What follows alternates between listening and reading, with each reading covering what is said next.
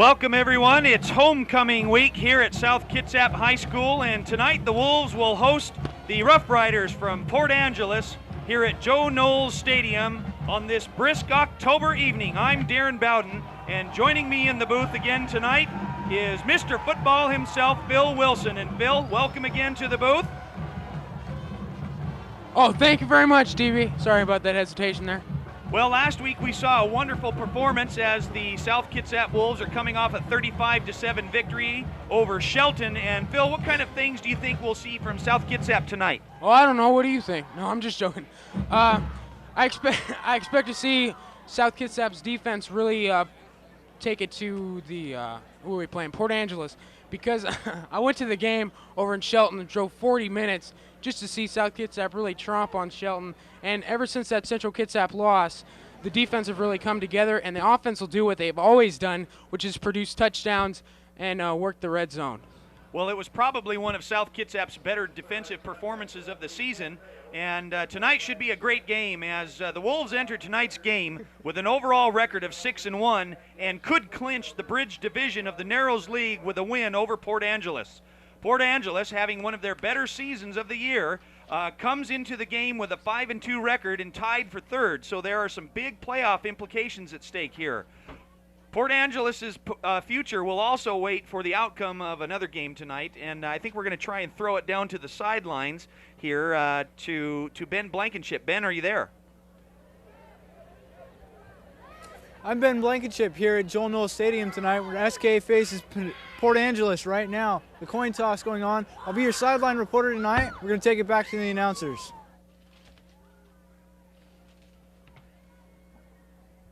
Another important game tonight that Port Angeles will be interested in is Shelton will be playing at Bremerton, and depending on the outcomes of these games this evening, could determine what happens in the mini playoffs for next week.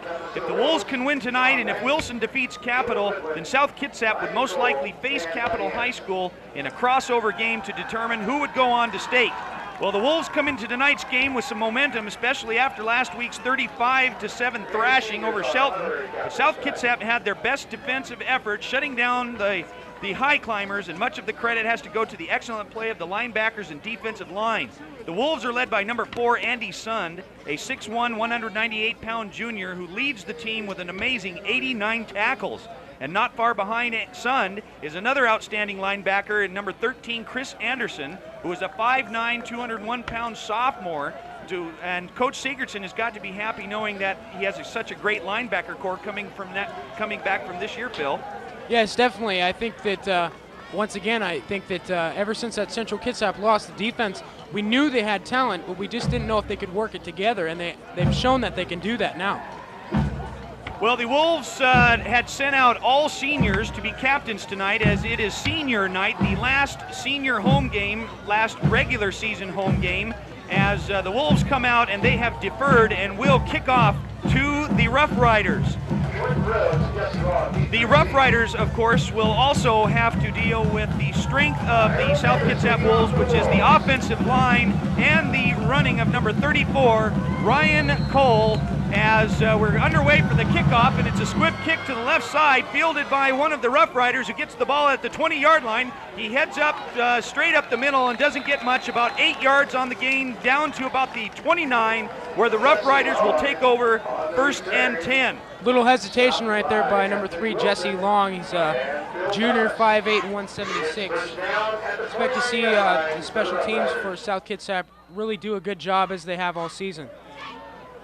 Well, the Wolves, coming off one of their best defensive performances against Shelton, will try out their wits here against the Roughriders, led by number 3, number 4, Matt Lane at quarterback, a 6'2", 217-pound junior.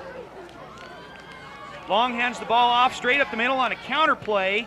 Hands the ball off to number 3, Jesse Long. He doesn't get very many on the carry. He'll get a gain of about 3 on the play. It'll be 2nd and 7. Looks like number 4, Andy Sun, had a hand in there, increasing his lead in the tackles category. So the Roughriders come out running the ball here and testing that strong defensive line by the Wolves, anchored by Phil Estevez and Lane comes out. 2 receivers to the right. They hand the ball off. Ooh, a nice handoff there to Long. Long gets a nice carry out past the 40-yard line. There's a fumble. And there was a fumble on the play. We didn't quite see that there. So right off the bat, the Wolves come out hitting hard, and they're going to capitalize on the turnover and feel like we've seen in the past, turnovers are going to kill the opponents. Absolutely. South Kitsap's defense shows again why it's got to be ranked #1 in the state, #2 in the state at least, and they've really done a good job the last 3 games, and it's becoming routine to see South Kitsap cause turnovers for the opponent's offense. Well, the Wolves send 2 wide receivers to the right. They hand the ball off to Ryan Cole. He gets off right tackle. He's got an opening up on the sideline. There goes Ryan Cole. I think he's going to make it into the end zone, and he is, and can you believe it? Touchdown, South Kitsap. South Kitsap chose to kick off, and they did, and it paid off for them. They got a turnover. Port Angeles fumbles the ball in the next play. Ryan Cole uses that momentum that the defense gives them and takes it all the way into the end zone for a touchdown. So after the turnover, the Wolves get the ball on the Port Angeles 40-yard line, and the first play from scrimmage, Cole gets the ball, has an opening, gets out to the right, and 1 play and 1 score, and just like that, South Kitsap is on the board from a 40-yard touchdown run by Ryan Cole.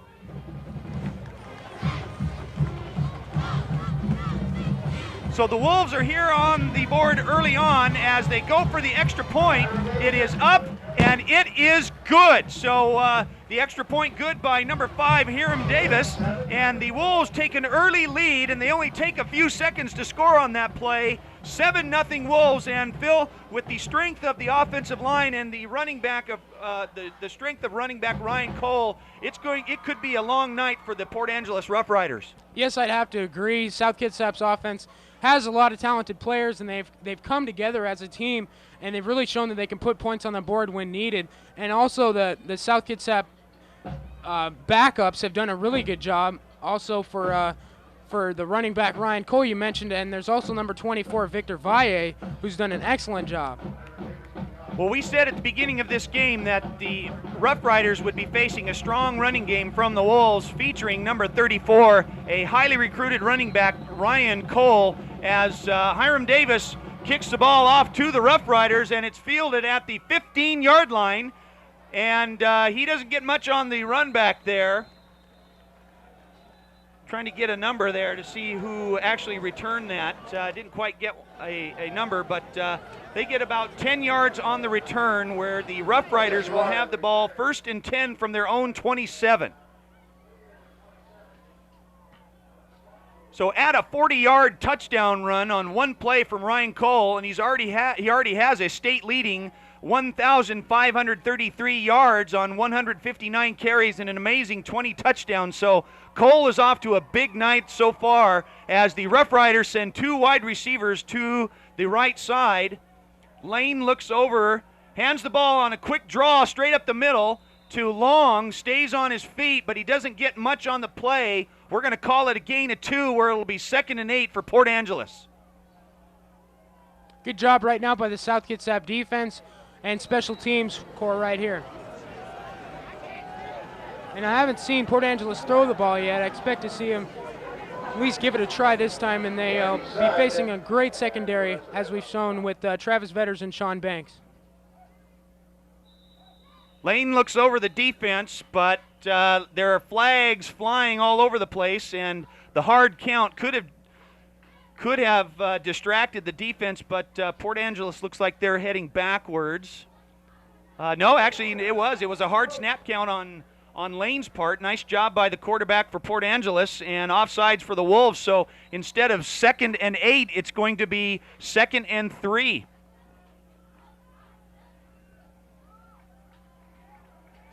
So the Roughriders break the huddle and send 2 men to the right, Rhodes and Witters. The Wolves show a blitz. They hand the ball straight up the middle, and a nice play there. A nice run there by Jesse Long, a 5'8", 176-pound junior at running back. A nice gain there, just past the 45. We'll call it the 46, where Port Angeles will have a 1st and 10. And usually when you see the defense show blitz, you expect to see the run get stopped, and they didn't that time. Kind of caught him off guard, run it right up the middle, and got a few yards right there. So a quick dive play up the middle, and the Roughriders are in business here as Rhodes and Witters split the field. Lane with that hard count hands the ball off to Long. Oh, and he's hit hard. Nice hit there by the Wolves on defense.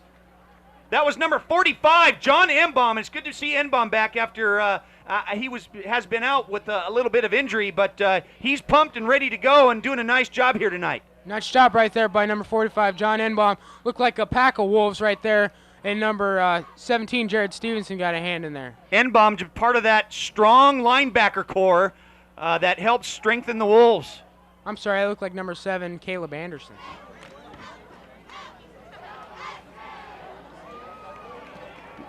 Lane hands the ball off to number 32. They get the counter back up to the left-hand side. We don't have a name here for number 32. So it doesn't get much on the run there, so looks like it's going to be 2nd and 7.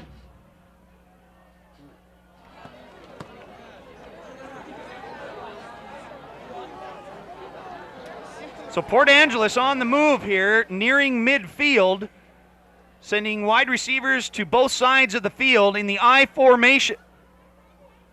They fake the handoff. Looks like the option play. Quarterback keeps it. And there's a fumble on the play, and looks like the Wolves are going to get it.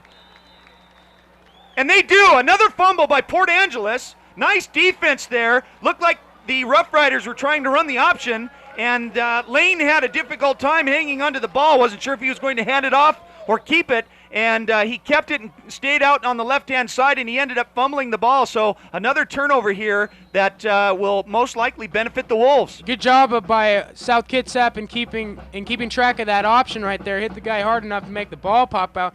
Recovered by number 23, Jeremiah Martin. So the Wolves get another break here. A nice defensive stop again as Travis Vetters comes out, a senior quarterback leading the Wolves. Travis Vetters with a little three-step drop, throws it behind the pad, but it's caught by number 8, Nick Anderson. A nice catch. The ball was thrown behind Anderson, but good hands by Nick, and he was able to make the catch and the reception.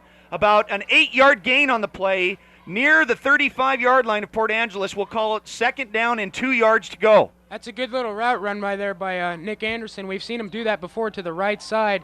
Sometimes he's got enough speed to break it out, but this time he should have threw it a little bit later and waited for Nick to gather up himself, but it worked for South Kitsap. The Wolves in the I formation. They hand the ball off to Cole. He gets a big opening. He stutter steps, tries to dance around to one of the defenders. Does not. He gets tripped up, but nevertheless, he gets a nice gain nearing the 20-yard line. We'll call it, it's going to be a 1st down at the Port Angeles 24. And South Kitsap keeping Port Angeles very honest in showing that they do have a passing game as well as the great running game.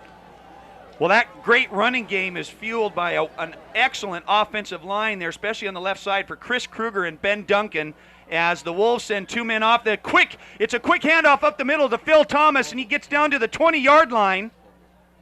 It's fumbled. Recovered by South. Looked like number 29, Phil Thomas, got in there. Or, no, 19, Josh Meeker, I'm sorry.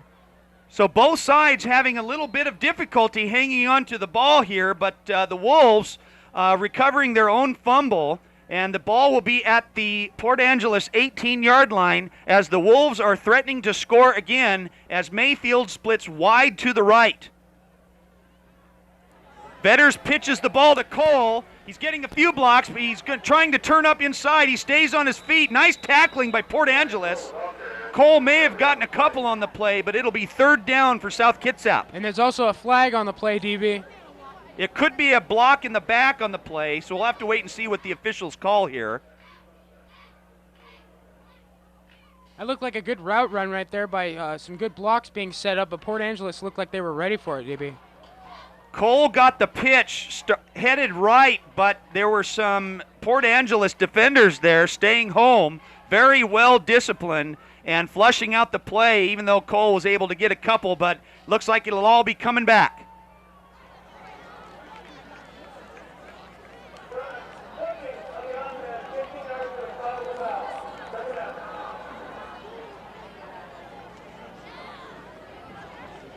So the Wolves break the huddle off a penalty, and it is going to be second down and forever to go here as the Wolves come out in the I formation. Vetters hands the ball off to Cole. He gets out, sealed by the left tackle. Gets a couple there. That was number 75, Chris Kruger. He got a couple on the play, but the Wolves still have a long ways to go here to get that first down. Look like on the tackle, number 7, Caleb Anderson, and also number 14, Jeremiah Whitney, the sophomore. Number 75, Chris Kruger, and number 69, Ben Duncan at the left tackle and guard position. Scott Caston, a senior at center, and Phil Bilderback and Buddy Anderson completing the right side of the line as we have a momentary stop here by the officials. Could be an equipment timeout, and I believe that it is. So Port Angeles will make a substitution here on the defensive line as number 8, or as Phil Thomas comes back into the game. And leaving the game was number 9, Brendan Mueller. They hand the ball off to Ryan Cole. He wanted to get outside, but he didn't have much there. Was able to get past the 30-yard line for a few on the gain. It'll be third down for South Kitsap as Travis Vetters is standing at the sideline talking with Coach Sigurdsson. Travis Vetters doing a real nice job for the Wolves this year, a 6'1", 169-pound senior, as he comes back into the huddle. So the Wolves will have a third down and 18 yards. Actually, it's about 3rd and 14 to go here for the first down as Anderson and Mayfield split. Vetters drops back. He's looking for the screen pass, and it is incomplete. Vetters was looking for the screen to Nick Anderson at about the 30-yard line, but nice defensive rush there by Port Angeles. Hurried Vetters into throwing that ball a little sooner than he wanted to. Anderson looked like he was caught there, and the pass was incomplete. And this will bring up a punting situation. That was fourth down. That was fourth down. And so Port Angeles will, let's see, they weren't keeping up there on the scoreboard. We're going to have to talk to Benny Brumfield over there about making sure he keeps track. Anyways, the Port Angeles Roughriders will take over on downs at the 28-yard line.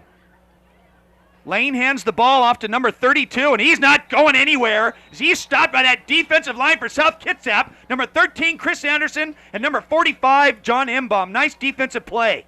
And also tying another tackle with a hand in there, number 4, Andy Sun, increasing his lead once again. And also on the defensive line, we have number 66, Phil Estevez, and number 55, Matt Christenberry, doing a nice job here for the Wolves. In fact, we'll call it a loss of 1 on the play. Port Angeles will have a 2nd and 11, sending 2 receivers to the right. Lane pitches the ball to number 32, gets out to the right side, but he's not going anywhere as Matt Christenberry's right there to stop him. He might have gained a couple on the play. It's going to be third down for Port Angeles. Nice job by number 55, Matt Christenberry. Looked like the O-line man didn't hold his ground on him, and Christenberry had the edge over him. Rounding out the Wolves secondary, we have number 3, Sean Banks, number 23, Jeremiah Martin. Travis Vetters, the quarterback, is also at corner. And we also have number 7, Jeff Goodwin. So the Wolves doing a nice job here on defense. It'll be 3rd and 8 for Port Angeles as Lane hands the ball off. A quick hit to number 32, stays on his feet, but he's not going to get very much. He does get past the 35. In fact, that's about where they're going to spot it, and it will be 4th down and about 3 yards to go, but I would imagine that Port Angeles is not going to take any chances here, and they will punt the ball away, and the Wolves will send back number 34, Ryan Cole, and number 33, a sophomore, Richard Fine. And as you mentioned on that play before, the South Kitsap secondary is an excellent secondary this year with Sean Banks and Travis Vetters. They have great speed and good hands as well. I think Port Angeles was a little bit afraid to throw the ball right there, and I don't blame them at all. The ball's at the 35. Lane will do the punting, and it's blocked. It's partially blocked, I think. It looked like number 7, looked like Jeff Goodwin got in there. I'm not sure if he was able to get a piece of that. If he wasn't able to, the punter shanked it off the side of his foot. So not a very good punt there by Port Angeles, and the Wolves will get the ball back. just on the inside of midfield. So they'll have the ball at about their own 49. You know, even if Jeff Goodwin didn't get a hand in there, at least he pressured him, just like number 45 John Enbaum does on those quarterbacks.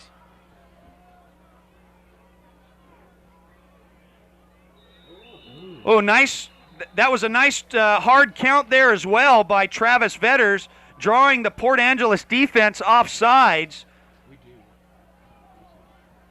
So they're going to scoot Port Angeles back 5 yards, and it will be 1st and 5 in Port Angeles territory at the Port Angeles 47. So Port Angeles getting some of their own medicine right there with that hard count by Travis Vetters, showing that, hey, we can do this too, you know? Well, we saw Lane do that earlier, did a nice job, and Vetters turns right around, does the same thing. Cole gets the call, gets the handoff straight up the middle, but he's not going anywhere. He's turned back by the Roughriders. Nice defensive play there. Cole didn't get very much on the play, maybe a couple. Stopped by number 48, David L. Martin, a 5'10", 192-pound junior. So nice defense there by the Roughriders.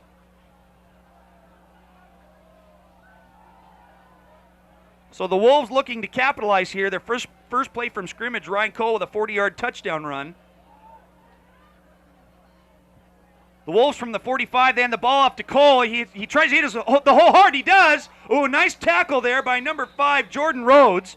Cole was about 2 steps away from breaking it open and had a lot of green in front of him, but Rhodes made a nice tackle despite the fact that Cole had made a first down. So, but nice discipline there by Rhodes. That was an excellent tackle by Rhodes, and you know, actually tackling one of the best in the game. I'm very surprised to see that. I think Cole's usually the guy that beats you, and you know, it's not that bad if you get beat by one of the best in the game right now. Rhodes did a nice job of coming up to Cole and breaking down and stayed with the tackle and drove right through. As the Wolves have a 1st and 10, they hand the ball off to Cole. He gets out to the left side. There goes Ryan Cole. No one's going to touch Ryan Cole. He doesn't get a first down. He gets a touchdown. Touchdown, South Kitsap.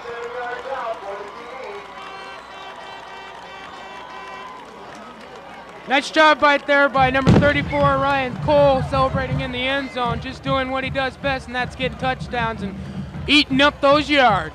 Ryan Cole with a 35-yard touchdown run gets into the end zone, but we got to credit the left side of the offensive line. Number 75, Chris Kruger, and Ben Duncan, number 69, 2 seniors. An excellent job of sealing the left side, freeing up Cole, and the Cole train gets into the end zone.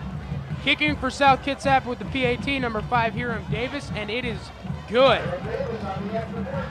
So the extra point is good by Hiram Davis, and with 1:39 remaining here in the first quarter of play at the homecoming game, the South Kitsap Wolves lead the Port Angeles Roughriders 14-0. And Phil, like we said, Port Angeles is going to have to deal with one of the runners' top running backs in the state, Ryan Cole. And I have to agree with you right there. Port Angeles did show flashes of good defense right there, and they were able to stop the run a few times, but you can't stop him all the time. He's one of the guys that you can stop him, but then he'll bust you for a 70-yarder, you know?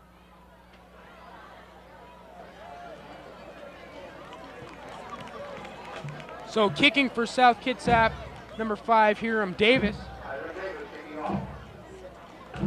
So the Wolves on a little momentum kick here as Hiram Davis gets ready to kick the ball away from the 40-yard line. The kick is down the middle and bounces to the right, but it's going to go into the end zone, and in high school football, that's an automatic touchback. So the Roughriders will get the ball at their own 20-yard line. This would be a real test right here for the Port Angeles offense. I'd like to see them throw the ball a little bit more. It's gonna be hard with Sean Banks and Travis Vetters back there, but that's what they're gonna have to do in order to get a touchdown. It doesn't look like they're getting it done on the running game. We've shown flashes of good running and good speed right there, but I'd really like to see Port Angeles throw the ball and maybe get a touchdown in here. And the one thing that's hurt Port Angeles early on in this game too is 2 turnovers, 2 fumbles. So a key for them is to hang on to that football. As Lane fakes, he hands the ball straight up the middle to Long, and Long gets a couple on the play, where it will be second down against 2. It'll be 2nd and 8 for Port Angeles.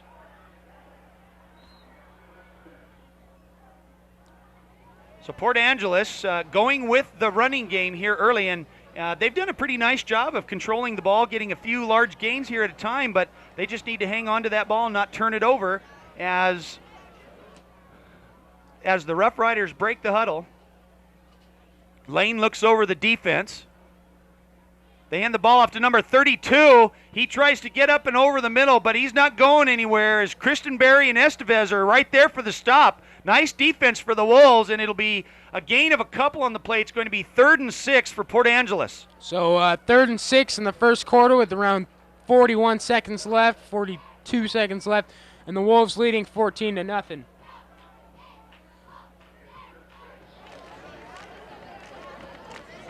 South Kitsap's defense has really picked it up the last couple of weeks, doing a nice job.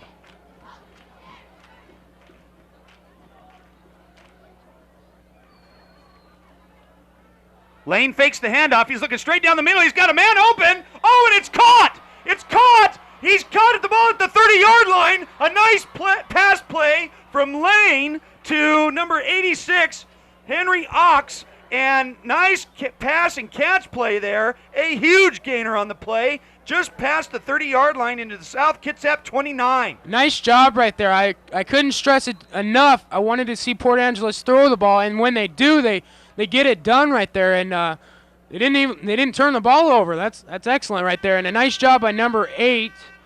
Who is that? That's Nick Anderson by catching up to that guy and throwing him on his stomach. A nice pass play to Henry Ox. We're not sure. It could be Oaks. And he's a 6'3", 201-pound senior. So nice job by Port Angeles there to get into South Kitsap territory, as I think we're going to try and throw it down to Ben Blankenship here for a sideline interview. Ben, are you there? I'm Ben Blankenship down at Joel Knowles Stadium with Kelly Evans, our homecoming queen. Kelly, we just want to know, what's the spirit at SK like tonight, being a homecoming week? I think it's really, really high. School spirit's been really high all week because it's homecoming week and we like to have a lot of fun. It's kind of a downer that it's a Thursday night game because less people could come, but it's still been a great time. One more question. It's kind of cold out. How do you cheerleaders do it with no pants or anything like that on? Well, we're jumping around so much you don't even notice. It's lots of fun. We're going to take it back to Phil Wilson and Darren Bowden upstairs. Well, thanks, Ben. Thanks for that interview with the lovely Kelly Evans. And you're right, Phil. That's Kelly Evans. She's a senior here at South Kitsap High School, and she was crowned the homecoming queen for this year's 2001 homecoming activities. And I've had Kelly in class before, and I'll tell you, you won't find a lovelier young lady who is just an excellent representative of our high school as we are getting ready here for the start of the second half, or the second quarter, and the Wolves leading 14-0, but Port Angeles driving as Lane. Oh my gosh, he's hit hard by number 4, Andy Sun, number 32, heading off right guard, and Sun was right there to close the door. Nice tackle right there by Andy Sun. Port Angeles, God, I can't stress enough, run the ball to the outside on South Kitsap. You're not going to get anything up the middle with this strong, big, fast D-line right there, and they'll do it to you the whole game. They've got big, strong, stamina-focused guys, and they'll just kill you if you run it up the middle. You got to either run it to the outside or throw some deep routes like you did before. Well, the ball's at the 30-yard line, and after a gain of about 1, it'll be 2nd and 9 Port Angeles, as Lane hands the ball off on a counter back left, but he's not going anywhere, as number 32 is taken down by a pack of Wolves, and there's going to be a penalty flag coming in, and that might be a late hit or a helmet-to-helmet hit. We'll have to see what the officials call. I'm not sure about that call right there, Phil. No, I'd have to agree. I have to agree with the officials right there. I saw number 3, Sean Banks, come in there a little bit early and hit the guy, or no, a little bit late, sorry, and hit the guy helmet-to-helmet. It is. It's going to be a personal foul against the Wolves, and number 32 for the Rough Riders got out to the left side, but he was swarmed by a pack of Wolves and taken down. But one of the South Kitsap defenders came in a little late, I guess, and the officials called a late hit there, or a personal foul. So It is. It's a personal foul on the defense. So instead of a nice defensive stop there, the Rough Riders get a break and will go deeper into Wolf territory. And the ball will be placed at the 18-yard line. So Port Angeles is on the move. Yeah, let's see if Port Angeles can get it done right here and, you know, kind of use this momentum they built up right here and get a touchdown. Witters and Rhodes are split as we have a stoppage of play here as Coach Sigurdsson, DJ Sigurdsson for the Wolves, wants to have a brief explanation from the officials, I believe, about that last call there. And he gets a brief explanation, but we're ready to go here. So as time is stopped, the Wolves leading Port Angeles 14-0 here at the homecoming game at Joe Knowles Stadium.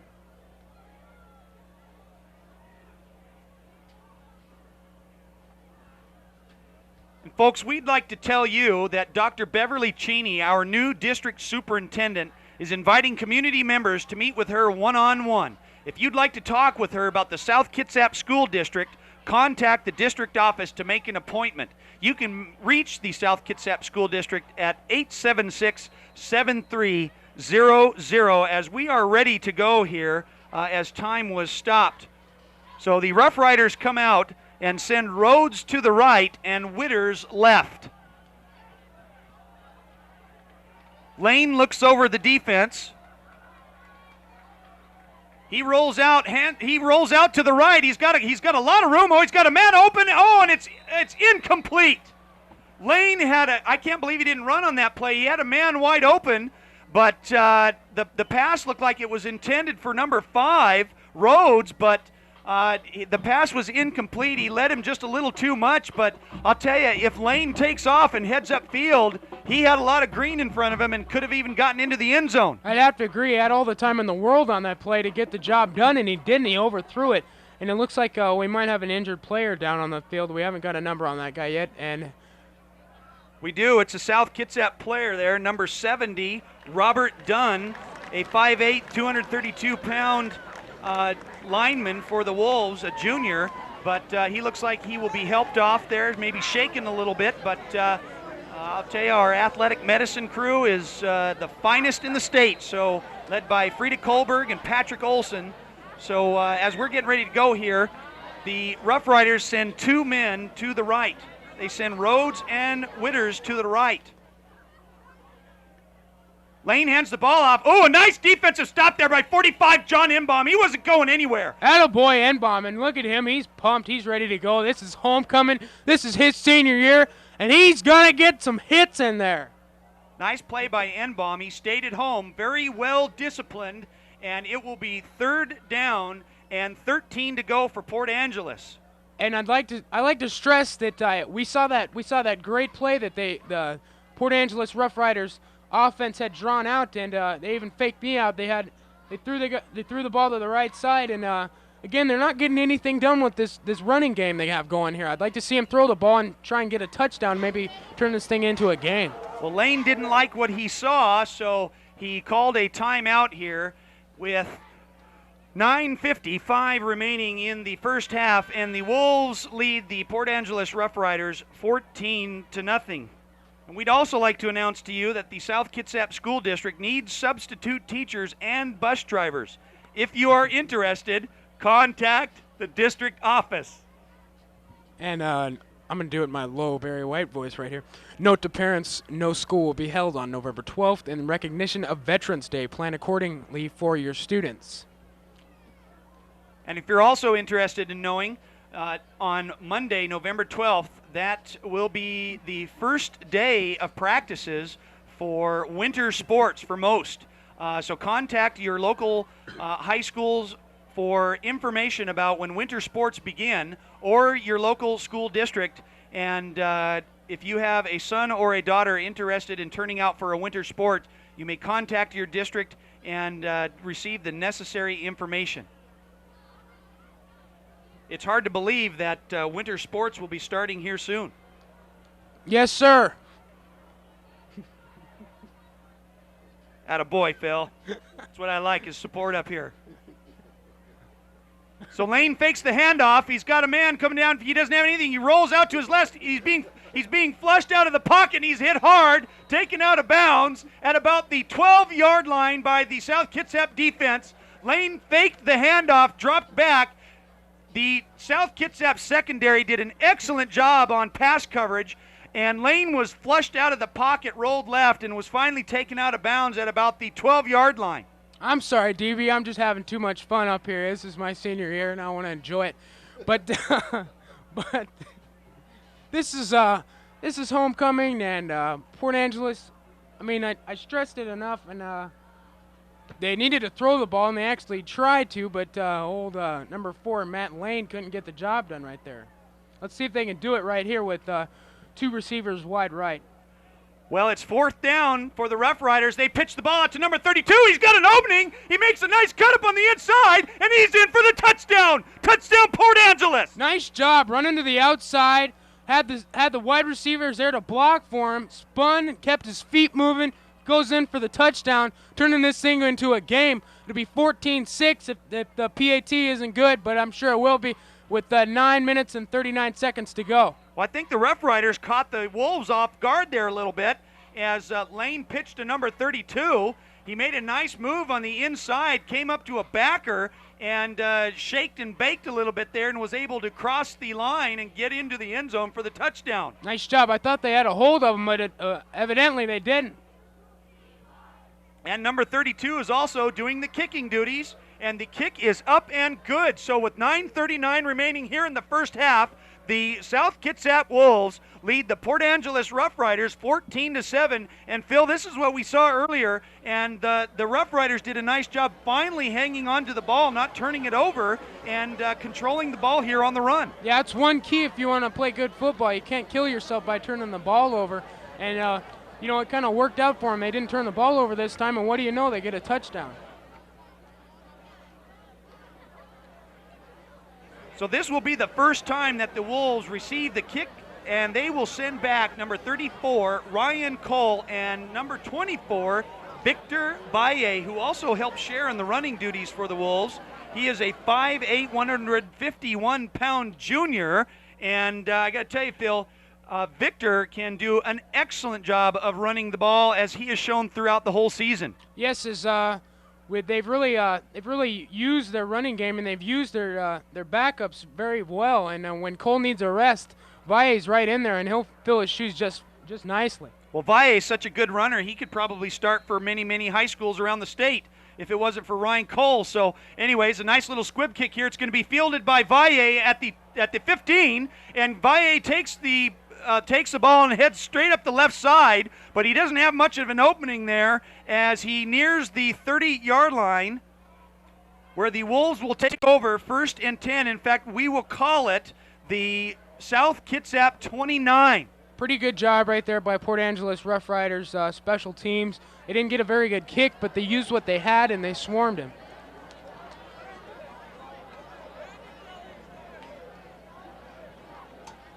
So the Wolves break the huddle on the sideline. Looks like a little confusion there. Mayfield was heading to the left side of the field. Now he's on the right. They're in their I formation. Vetters hands the ball off to Cole. Cole's got a big hole. He jukes and jives a little bit, heads his way up the middle, and I believe he's going to have a first down on that play. It's going to be close. We'll see if there might be a measurement. He's just about a yard short, so we're going to call it a gain of 9. It'll be 2nd and 1 for South Kitsap. Nice job right there by Ryan Cole. He runs it inside, outside, in your face, out your face. It doesn't matter. He gets the job done right there. So the Wolves come out running again. Vetters fakes the handoff, rolls to his right. He's got a man open. He's got Mayfield on the right. Nice catch by Mayfield. Mayfield dukes the man. He stays on his feet. Oh, and he's taken down by number 32, just inside at the 31. And an excellent play right there.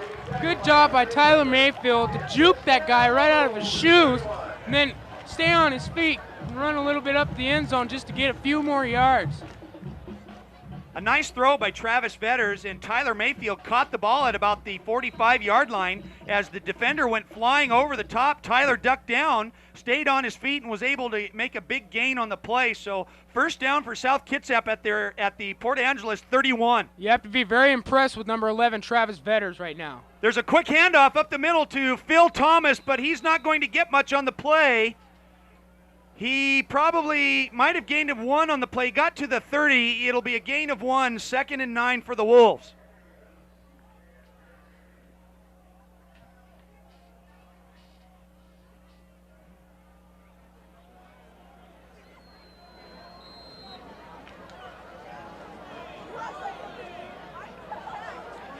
So the Wolves send 2 men. They take number 19, Josh Meeker, and split him out as a wideout.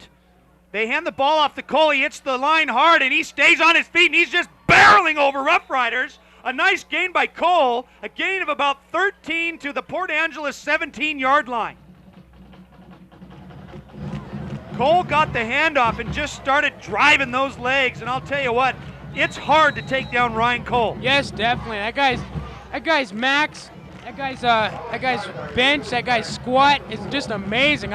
I'm in the weight room, I'm looking at these stats, and it's just amazing. I can do about half of what he can do. He's just a big guy. We're about the same frame, but he's just all muscle, man. But about again, 0% body fat right there. Credit Duncan and Kruger for creating a hole as Vetters takes a 3-step drop, looks for Mayfield on the right side, and a flag comes flying in, and most likely that is going to be holding on South Kitsap, and it is. So Vetters looking for Mayfield on the right side of the field.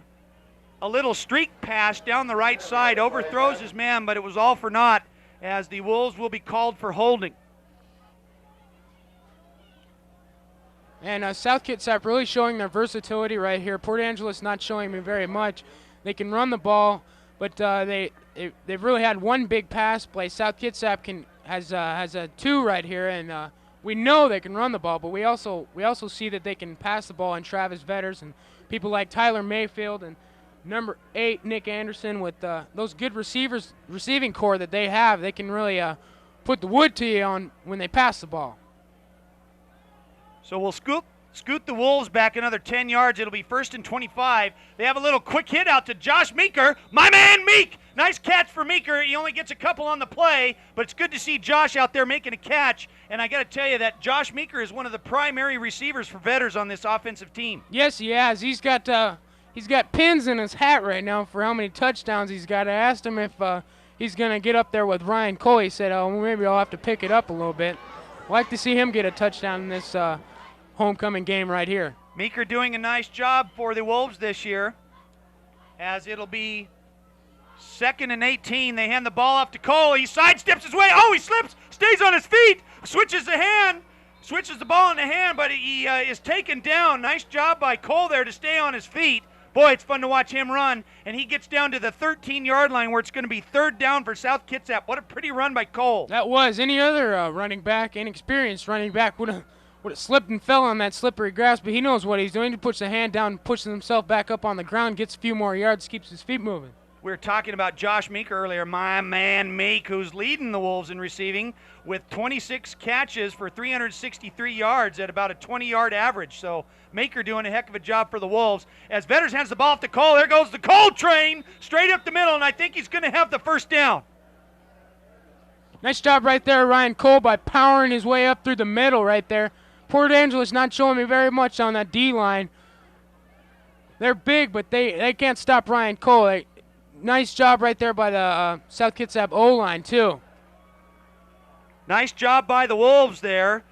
That big offensive line helping create holes for Cole to get through, and it will be a 1st down at the 7-yard line, a 1st and goal with about 7 minutes remaining here in the 1st half. That's just all around nice job.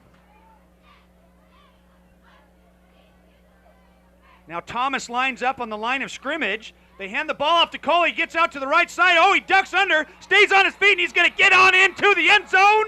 Touchdown, South Kitsap. Thomas left his usual fullback position and lined up on the right side of the line of scrimmage. next to the tackle. They handed the ball off to Cole, and he was able to just power his way into the end zone. Nice job by Ryan Cole.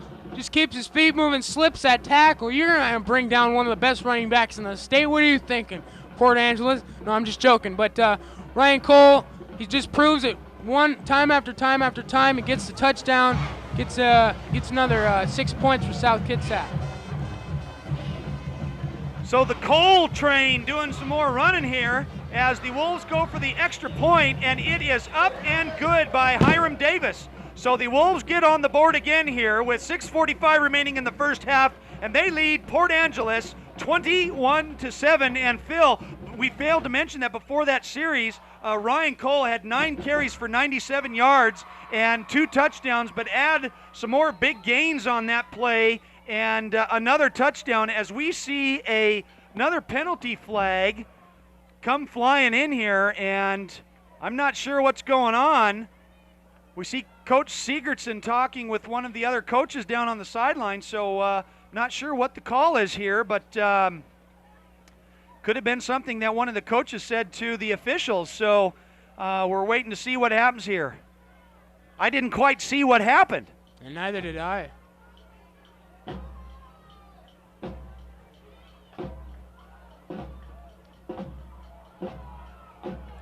I'm not sure what was going on that play, so I didn't really see anybody say anything, though.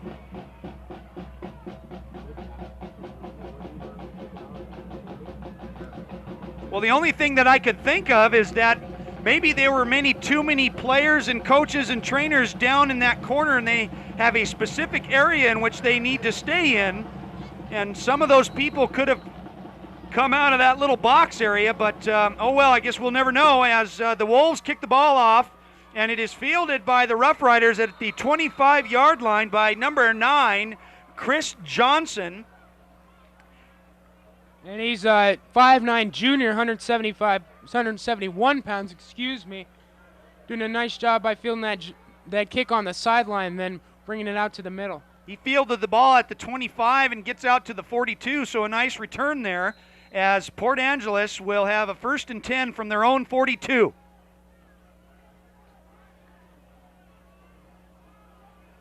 So Rhodes and Witters are split right, and the Roughriders come out in the I formation.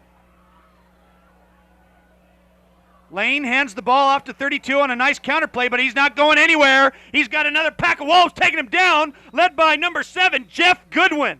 Good job right there. I think that that was a play we saw before where they stacked the right side with the wide receivers, thinking that the wide receivers would block, and they really didn't fill their positions right there.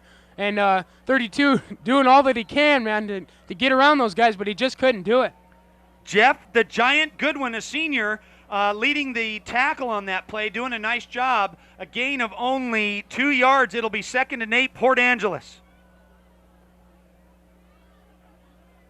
Lane hands the ball straight up the middle, but he's taken down quickly. A nice defensive stop there by the Wolves. Only a couple of more on the play. It's going to be 3rd and 6 for Port Angeles. And number 3, Jesse Long, taking it right up the middle for Port Angeles.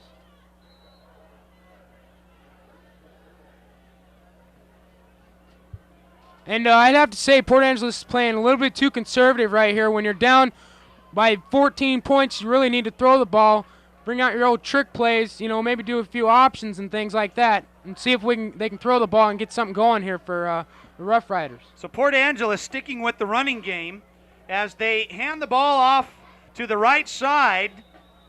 Looked like that was to number 3, Jesse Long.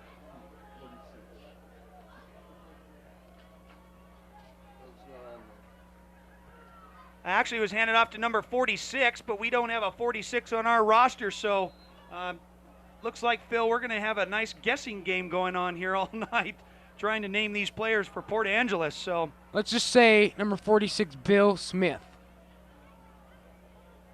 Or we could just call him number 46. All right. As it is 4th and 2 for Port Angeles, and they will punt the ball away. A nice punt here, fielded by Jeremiah Martin. He bobbles the ball at the 15, picks it up, tries to head right, sidesteps a little bit, but he's going to be taken down by the Rough Riders at the 20-yard line. As As great special teams right there. Good, excellent, hard punt to Jeremiah Martin. So, yeah, I would have had trouble in fielding that ball. I don't blame him. Martin bobbled the ball at the 15, was able to gain 5 on the play, so we'll see what the Wolves can do here before half.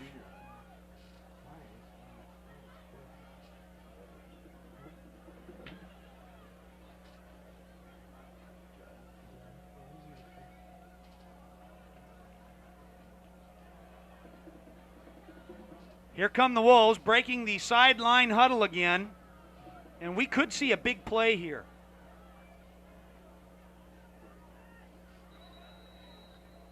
Looked like there was a little bit of confusion on the side of the Wolves, and I believe that they are going to take a timeout. So with 4:26 remaining here in the first half, the Wolves take a timeout and still lead the Port Angeles Roughriders 21-7. Hello, friends.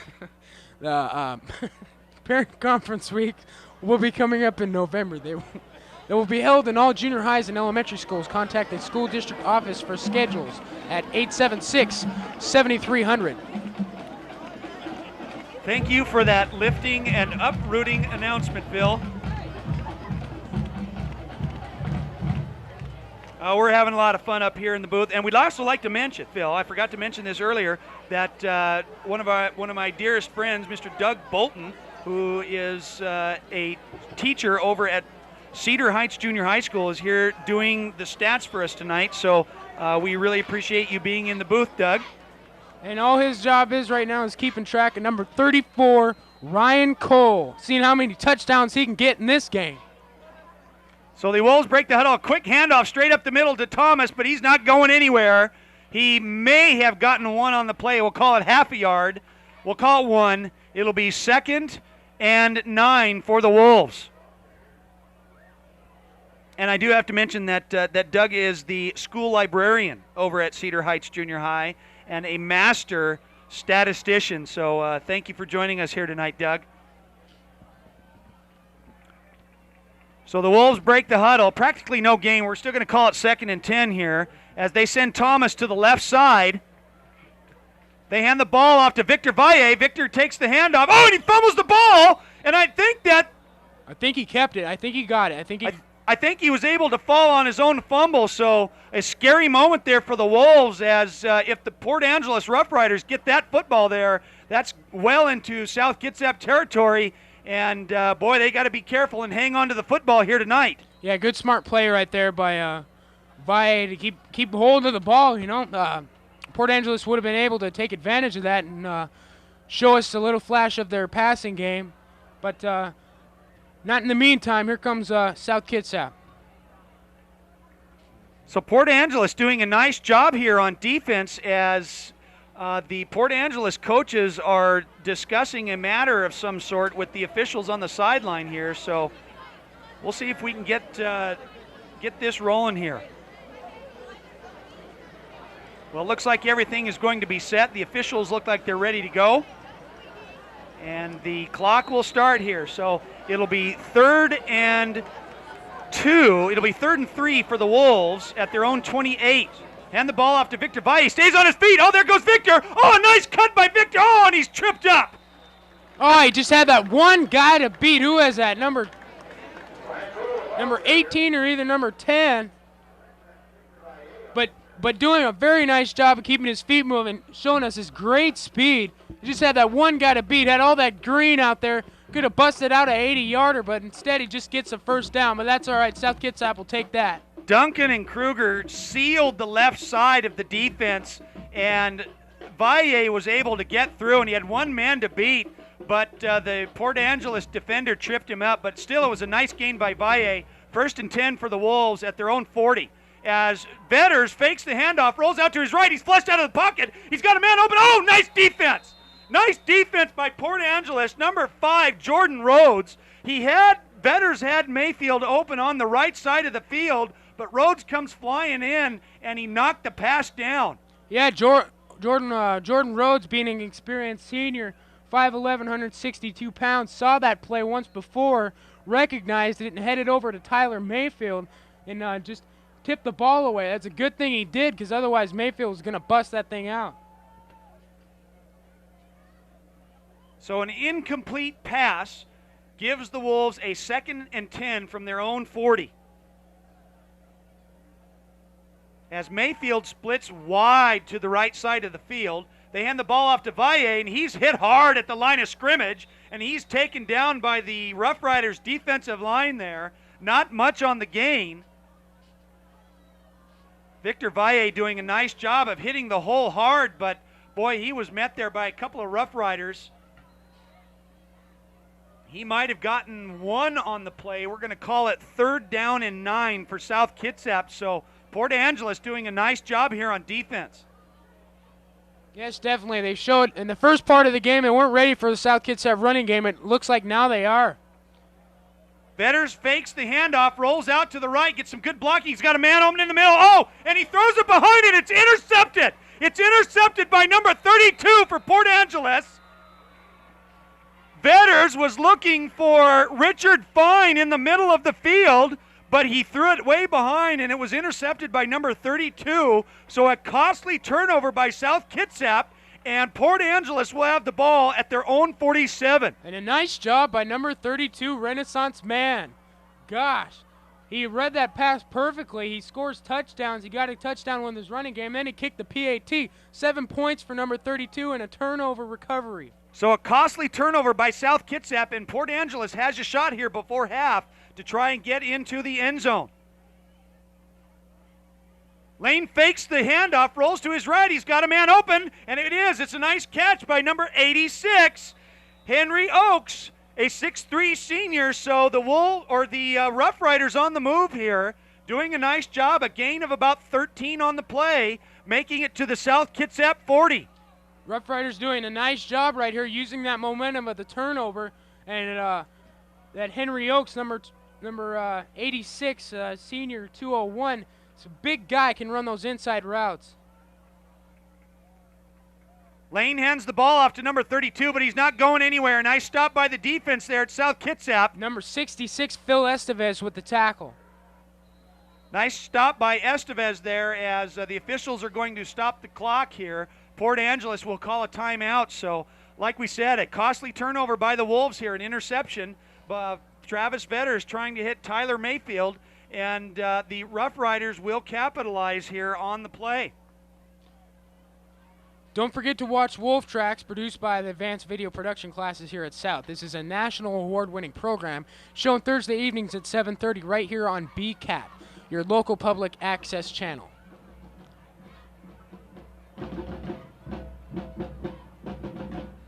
Well, with 1:18 to go in the first half, we have the Wolves leading the Rough Riders 21-7. And early on in the contest, the Port Angeles Rough Riders had turned the ball over twice on a couple of fumbles. And the Wolves capitalized on both turnovers, but South Kitsap turned right around here and threw an interception. So Port Angeles is looking to capitalize on that turnover as well. And like we have seen before, Phil, a lot of games can be decided by the turnovers here as Port Angeles breaks the huddle here from the timeout, looking to do some damage here before the half. Yes, definitely. If they want to do some damage, if they want to get a play, they better do it now so they can get back into this game. So Lane hands the ball, fakes it, rolls out to his right. He throws out to an area, and he was way under Jordan Rhodes. So almost looked like a busted route there. And Lane did the smart thing and just threw it out of bounds, where it will be 3rd and 11 for Port Angeles. Good pressure right there by the South Kitsap defense. And Port Angeles has to be careful here and not turn the ball over, or they've got to gain some yards on the play. Otherwise, the Wolves could still have some time left on the clock if they get the ball back before the half. Plenty of time left, 1 minute and 12 seconds. 2 wide receivers go right. They hand the ball straight up the middle, but not very much on the gain. So the carry was by number 46 for the Rough Riders. So the fullback gets the call. And like we said, the Wolves are going to call timeout here with 1:07 remaining in the first half, and Port Angeles has the ball at the South Kitsap 35-yard line. So this is a key fourth down play. I think that they're a little too far out of range for a field goal and a little too close for a punting situation. So we'll see if the Rough Riders go for it on fourth down. Yes, definitely, DB. I have to say, this is frustrating to watch. You're playing too conservative, running the ball on third down.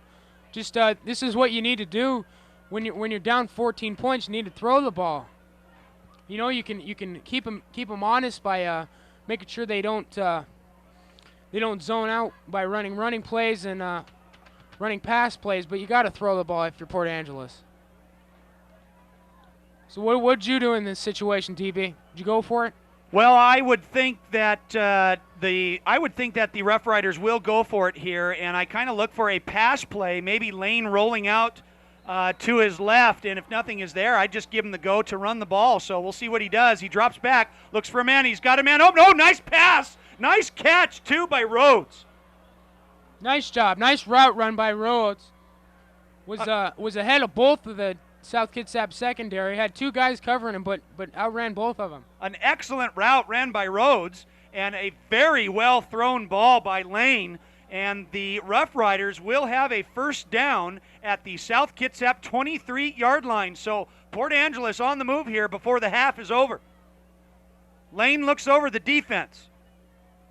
He drops back, looks to his right, scrambles, flushed out of the pocket. He runs, stays on his feet, but he's going to keep the clock running. Should have tried to get out of bounds, and he gets up the middle, but I think Port Angeles is going to call a timeout, but only after a gain of about maybe 4 yards on the play, and it'll be a timeout by Port Angeles. Nice series of plays right here for Port Angeles. We thought they were down, but they weren't. Took it on fourth down, and Rhodes running a really nice route, showing that they do and can pass the ball. Expect him to do more of that in the second half. So Lane doing a real nice job here for the Rough Riders, and boy, he's a good-looking kid, I'll tell you that. He is a 6'2", 217-pound junior at quarterback, so Port Angeles is going to be lucky to have that young man return next year. Definitely, and same story with number 24, Victor Valle for South Kitsap. He'd be starting for a lot of other teams, but not because of, as you said before, Ryan Cole. And prior to Ryan Cole, he was back up to a running back by a gentleman named Roger Cooper, who is now playing football at Montana State University. So we are showing here a true rich tradition of running backs that have come out of South Kitsap, as Port Angeles is ready to go here on 2nd and 4. And they drop back. Lane ducks underneath. He's got a man open in the end zone, and it is no good. It's incomplete. Lane had a man in the back of the end zone, but he overthrew him by just a step and a half. The pass was intended for Rhodes, and it'll be 3rd and 4 for the Rough Riders. Excellent job right there by number 4, Matt Lane, the quarterback, and evading the South Kitsap defense. I thought they had him, but they didn't. He just a little sidestep and got around him, threw the ball just a little bit too long. And it was nice coverage by the Wolves there. Not much room for Lane to throw. As Lane fakes the handoff, rolls to his right. He's being flushed out of the pocket again. He's got a man open, but he's going to have to throw it out of bounds. He had nobody open. A nice defensive play there by the Wolves. And it is going to be 4th down and 4 for Port Angeles. So the Wolves doing a nice job on defense here, trying to prevent Port Angeles from getting into the end zone. And Phil, this would be a huge boost for Port Angeles going into halftime if they could get on the board here. Yes, definitely. If they can get the job done right here, then they can prove to South that they do have the offensive skills and talent that they can get it into the end zone and actually turn this thing into a game. And with their defense has also done a very excellent job in getting turnovers too. So they there's a reverse. They're running a reverse to the left side of the field, and there was a reverse run to Rhodes. He does a nice job getting down to the 10-yard line, and I think he's going to have a first down, which will help stop the clock momentarily. So the Rough Riders doing a nice job catching the Wolves off on defense there as they hurry up to the line of scrimmage to try and get a playoff here. As Lane just spikes the ball, and it will be second down for Port Angeles. So nice job, a reverse run by Rhodes. Gets a couple on the play for the first down, and Port Angeles is threatening here with 27 seconds to go in the first half. Nice job right there by the Rough Riders in showing that they're not too conservative, able to run option plays and things like that. And when the time is needed, they'll actually do it. They'll pull one out of their hat and run something like that.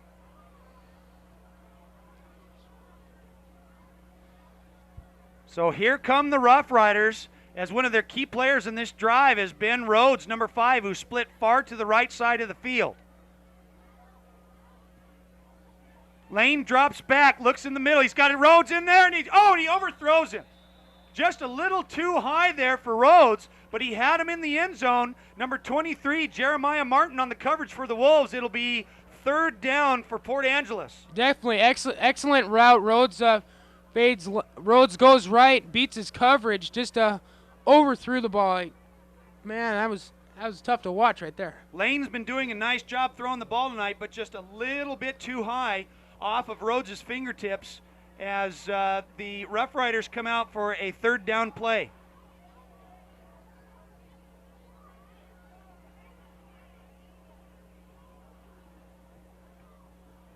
Lane fakes the handoff, looks to his left. He's got a man open, and he's got his tight end.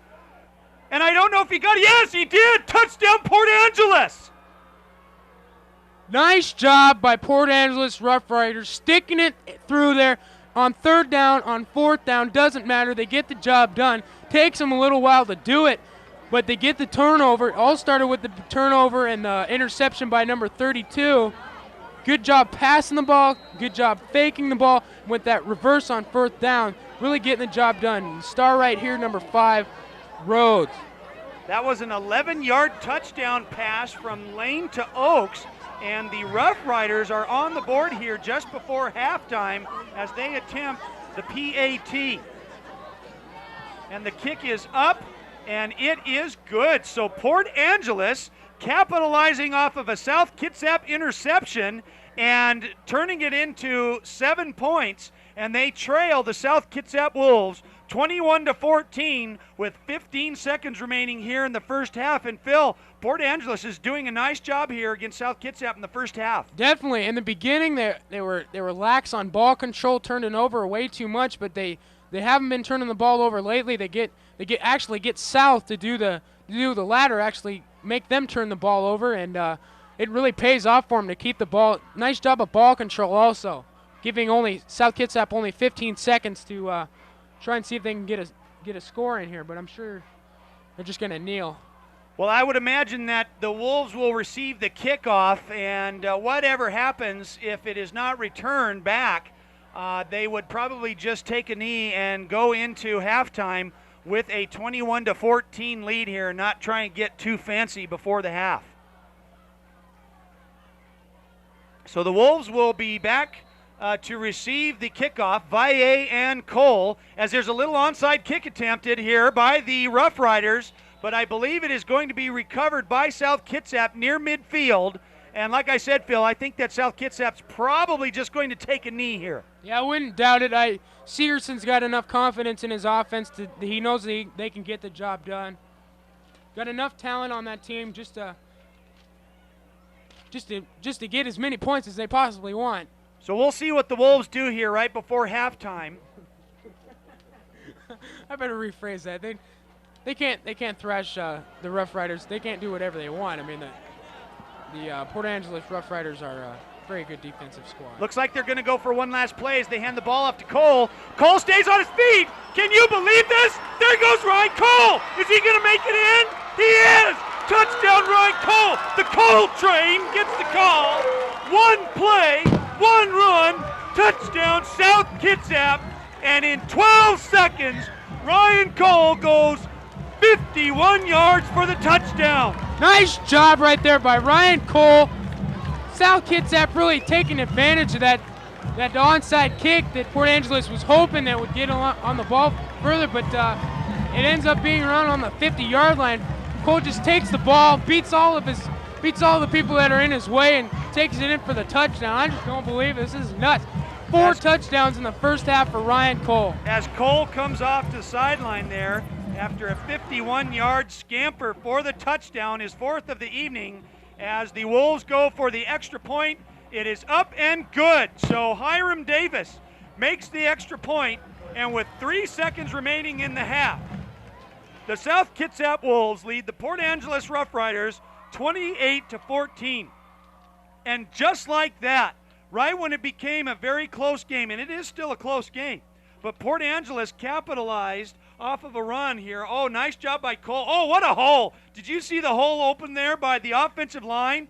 There was one man to get him, and Cole stayed on his feet, and the Cole train gets on into the end zone. So, but I'll tell you what, without the hole made by the offensive line, Cole goes nowhere. So credit the offensive line by South Kitsap for making that opening. Absolutely. Cole has relied on his offensive line the whole year, and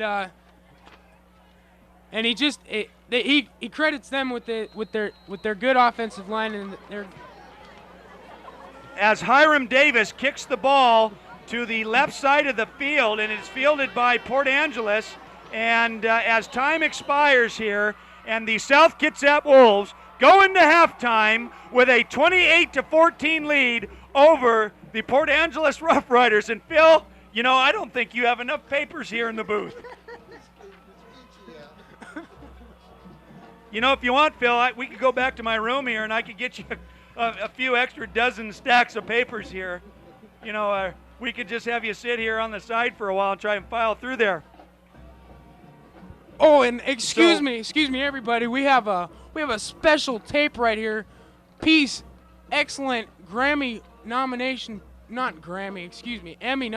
piece right here by yours truly, Mr. Darren Bowden.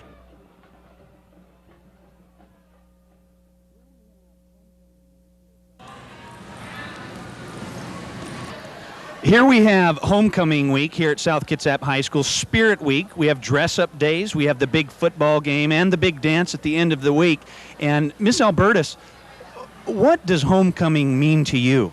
Oh, I think it's a great week. We have a lot of fun. We do lots of fun stuff. We have the homecoming court, which is going to be awesome, and their coronation on Wednesday night.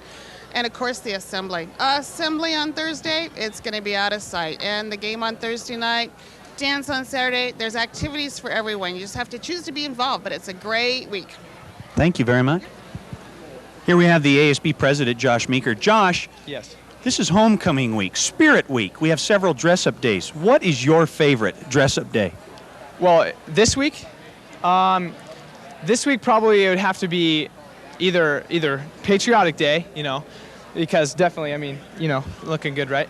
But I also like Twin Day because you get to dress up like someone else, you know, and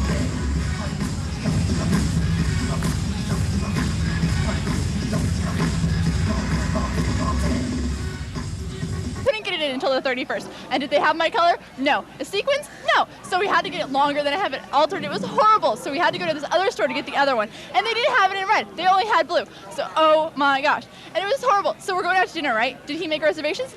No. So we're sitting there and we're trying to make reservations, and nobody makes reservations anymore. And so we had to go to all these other places. Hey, one more time. I just want to hear that one more time. We have Jason Stepper here. Jason, you know, this is homecoming week, Spirit Week. We have several dress-up days. We have the football game Thursday night, and we also have the big dance Saturday. What does homecoming mean to you? Does this have anything to do with javelin? No. Right. Yes, I see. This is homecoming week, Spirit Week, and what is your favorite part of homecoming week? I think it would probably be the football games. Because football games, everyone's always at the game and you just see everybody. It's really fun. And then we always win the homecoming game. Yeah. And then it just makes the whole week a lot It's all better. spirited and it's a lot of fun. So Yeah, I'd have to say homecoming game. Definitely, the spirit's definitely. Thank you. I let the sophomores go. Hey, where's the yellow? Where's the...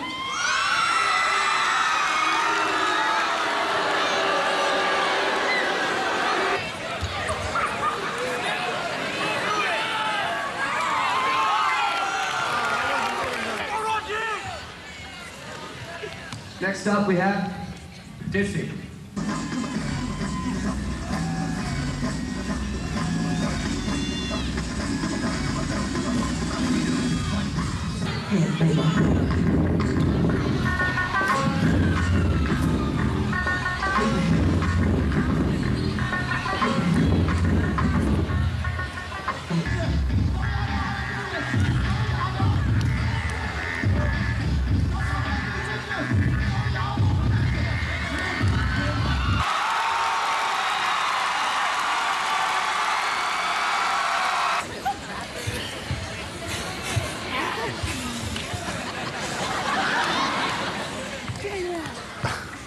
Here we have two of our finer, outstanding students at the school, Kristen Lindstrom and Boya Quichocho. And Kristen, what is your favorite part of homecoming week? Getting to dress up and show my school spirit. That'd probably have to be it. Boya, what's your favorite part of homecoming week? I'd have to say Spirit Week, just everyone showing their spirit and getting in the mood of homecoming and just be able to go to homecoming all dressy and stuff. Show what you're made of, I guess. I don't know.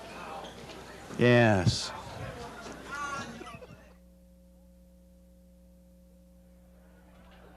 Well, here we are at halftime of the homecoming game at Joe Knowles Stadium at South Kitsap High School, and coming around the track here is this year's 2001 homecoming court, this year being driven around in nicely decorated golf carts. So we're going to announce to you the individuals who are coming around here, and as soon as we're able to pick them up and see who they are, we'll be able to do that. So the first one here, this is a senior, Andrea Edwards.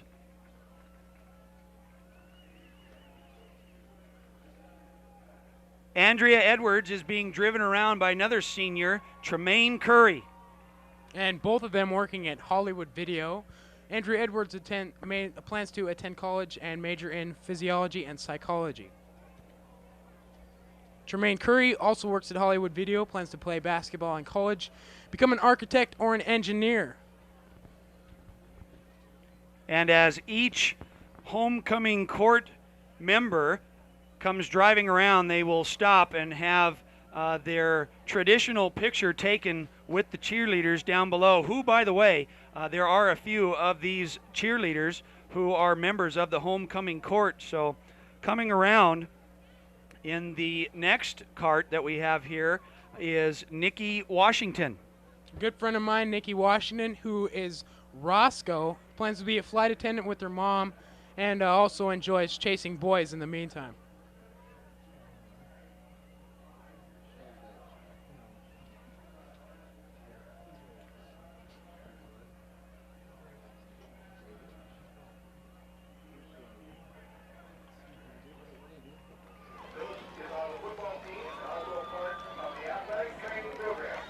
We're still not quite sure. We can't get if we could get maybe a camera angle there to see who's driving. Still not sure who that is. I'm sorry that we don't know who's driving Nikki around, but I'm sorry. It's supposed to be Phil Bilderback, but he's too busy being a football player. Phil plays football, plays the sax, plans to be an orthopedic surgeon, and wants to coach Godfathers. In the meantime, he has a job at Godfather's Pizza. So Phil Bilderback, and actually there were a couple of other football players who were members of the homecoming court here this evening. So as we get ready to see our next member or members of the homecoming court come down here on the home stretch of this beautiful brand new track that was just completed here recently at South Kitsap High School. Next we have a senior, Katie Ralph. Katie Ralph plans to play volleyball in college and have a degree in business or communication.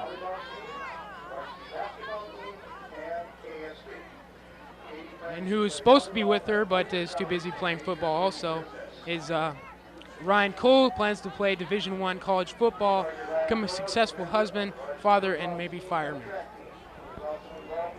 Katie is also an exceptional volleyball and basketball player here at South Kitsap High School, so she is a senior who will be greatly missed next year. And definitely, as you walk the halls of South Kitsap, you see the lists of accomplishments and the awards of the people on homecoming court.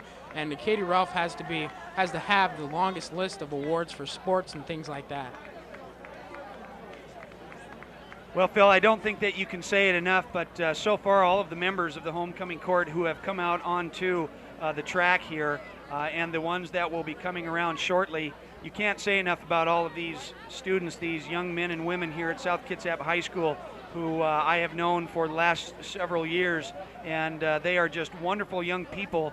And I know that myself and many other staff members and other students as well will be missing them after graduation this year. So anyways, hats off to a lot of these students coming through here. And like we said, that was Katie Ralph coming through here. And next will be Carrie Proctor, a senior who is also a cheerleader. And her hobbies are reading, cheerleading, of course, and working out. She plans to attend Pepper 9, become a broadcast journalist, and maybe be host of E-News Daily. And, you know, she might even be planning to attend Pepperdine, which I believe is the cousin to Pepperdine University down in Malibu there. So good for Carrie wanting to do that. And accompanying her is also a senior, Jessie Orton, who is employee at the Vault, plans to attend San Diego State and get a degree in business administration and economics.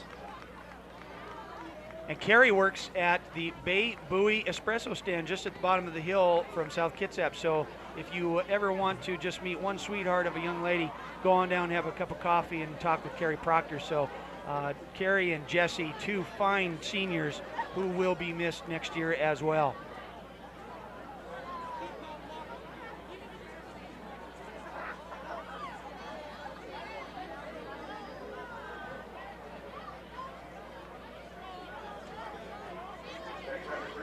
Jessie is also the vice president of the ASB at South Kitsap High School as well. And next coming down the home stretch is Chrissy Chamberlain, who is a senior cheerleader. And I got to tell you, I've had Chrissy in class, and you want to talk about another wonderful human being. That is Chrissy Chamberlain. Yeah, she's a very nice girl, and she wants to have a major in communications. Career in publishing, or a career in publishing, communications, or journalism. She's a dancer and a cheerleader, obviously.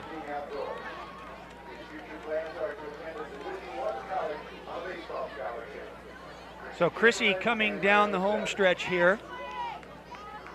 That looks like Vedder's dad right there. Oh no, it's not. Never mind. That's not at all Gary Vedder. I'm sorry.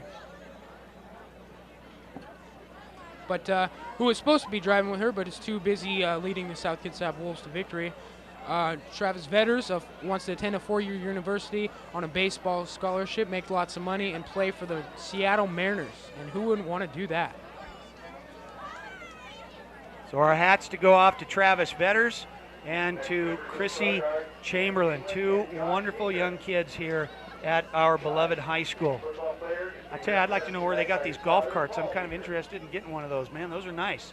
And coming down the home stretch here now is also a senior, Cammie Yingling, who is a cheerleader for South Kitsap as well.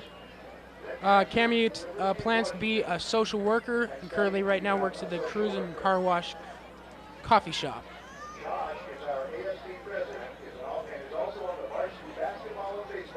And who is with her right now is, I think it's Josh Meeker's dad. Hopefully I'm right on this. Josh enjoys dancing, rapping, baseball, football. He wants to get married, have a beautiful wife, and beautiful kids.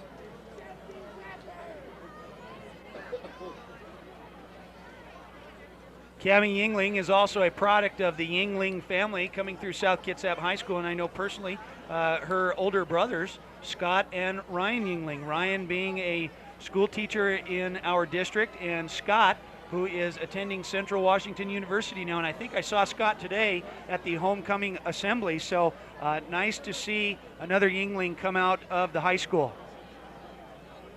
Next we That's right. Scott used to be up here in the broadcast booth with me. So, Phil, you have the distinguished duty of filling in a very tough spot. Scott was a heck of a guy. And coming down the runway now is another senior, Olivia Bowie. And you want to talk about class. What a sweetheart of a young lady. I know Olivia has turned out for track. I've coached her in the javelin. And she is also a member of this homecoming court in 2001. And that's Olivia Bowie. And Olivia plays piano, reads John Grisham novels, and plans to go to UCLA. Sounds like we have some California themes going on here. And who's driving her around? It looks like Krug Daddy. Maybe, I hope so. I'm hoping right on this. Chris Kruger is what is it? He's number 75 for South Kitsap, plays on the O-line. His ambitions are lifting weights, watching football movies, and being on the football team. He plans to study sports medicine and maybe become a teacher or a coach. So both of those kids, just two outstanding human beings. And I know it's fun to see them all the time in the classrooms and walking around in the halls, and it's just fun to have them around. And coming down the runway now is another senior, Lindsay Einhaus, who is also a cheerleader for South Kitsap High School. Lindsay is Sydney Village sales clerk, plans to attend Berkeley or Stanford, have an executive job at a magazine in San Francisco. So very ambitious, Lindsay Einhaus. Einhaus or Einhaus? It's Einhaus. Thank you, sir. And driving that cart, the very nice, well-rounded young man, Ryan Austin, plays tennis, plans to have a 4-year communications degree, 6 figures, a beautiful wife, and if that doesn't work out, move to France and become a lion tamer. Very colorful young man in Ryan Austin. Two more great kids here at South Kitsap that will be missed. And coming down the runway next will be Vanessa Young. And DB, I don't like those words right there that will be missed. The year isn't over yet, and we haven't died. So, Young works at the candy shop. She plays volleyball, and hobbies are swimming and working out. And escorting Vanessa down the home stretch is also a senior, Ryan Douglas Reed.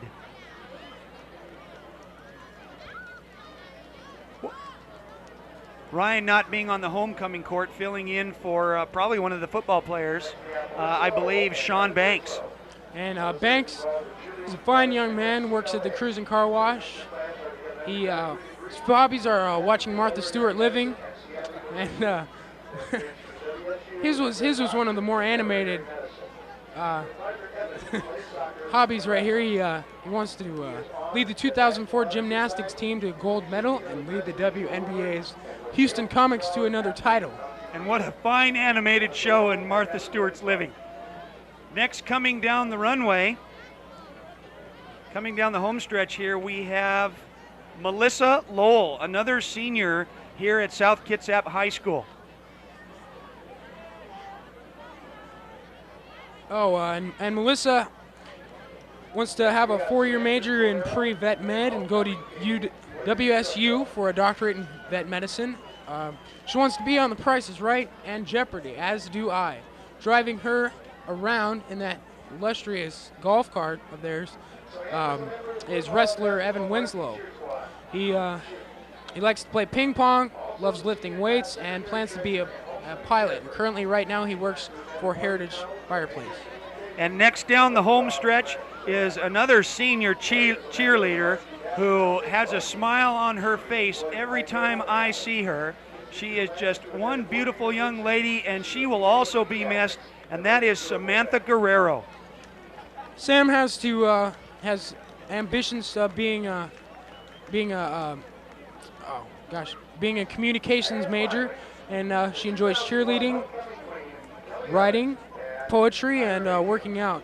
And she's also an employee at the Vault.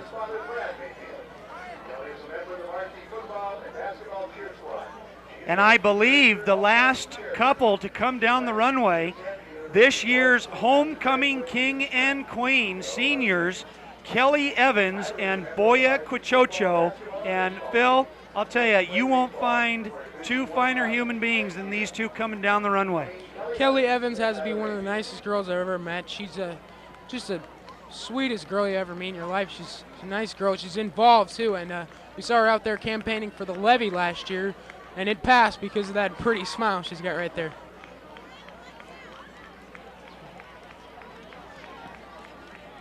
Here comes Kelly wearing her crown.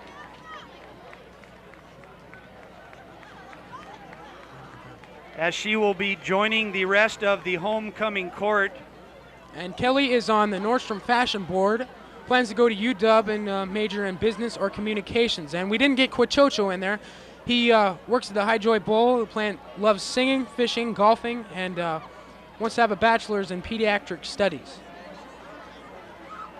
So that will complete the homecoming court here this evening at South Kitsap High School, as the final pictures will be taken down right in front of the student section, as all of the members of the homecoming court are being displayed here for everyone to see. So like we were saying, all of these, they're listed in the program of tonight's football game with their pictures. And I know that being a teacher and coach here at the high school, that you are looking at one excellent group of young people who will be missed dearly. So on behalf of myself and the rest of the staff of South Kitsap High School, we'd really like to say how much we're going to miss these people. And these guys all being football players, we didn't get those in there. Ryan Coley, can't say enough about that guy. Wow. He wants to, oh, we already got that. Josh Meeker, don't forget about my man Meek, Josh Meeker. He likes dancing, rapping, baseball, football, wants to get married and have a beautiful wife and beautiful kids, but I think we already said that. I'm sorry. I just got too many papers right here, you guys. We're also looking for Tyler Mayfield. He wants to play Division I baseball in college. I know Tyler is also a member of the South Kitsap basketball team as well. So hats off to such a fine group of young people. And with that, we're going to take a little break here, and we'll be back shortly for the second half of play. And I'm sorry, Mr. Bowden, I'm not as good as... Welcome back here as we are getting ready for the second half of play, with South Kitsap leading 28-14 over Port Angeles, as Maycumber with the kick, and the ball will be fielded by Victor Valle at the 10-yard line. He stands on his feet. There goes Victor Valle. They're not going to catch him. Victor Valle gets a nice block. He's going to run it back. Victor Valle with a 90-yard touchdown score. Excellent job by number 24, Valle, utilizing his great speed and move. Excellent job right there by the special teams of South Kitsap. Gosh, what a great run right there by Valle. That's one of the most exciting things to watch in football, is a kick return, just like the one we saw by number 24, Victor Valle. Nice job by Victor Valle with a 90-yard touchdown return, and just like that, big plays have been the theme here for South Kitsap tonight, as they get on the board in 14 seconds, and the Wolves start laying it on to the Port Angeles Roughriders.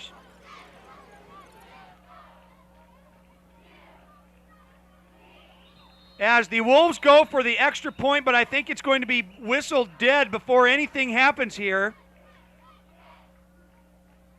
Victor Valle, nice job with about a 90-yard kickoff return for a touchdown. Excellent job. You have to credit the blocking on the special teams there, too. Valle found an opening, found a nice seam there on the left side, and got a key block, and I believe that was number 33, Richard Fine. And when Victor Valle gets out in the open, you're not going to catch Victor Valle. So the Wolves will scoot back here, 5 more yards for the PAT. The kick is up, and it is no good, as it was lightly blocked. And I see another flag come in here.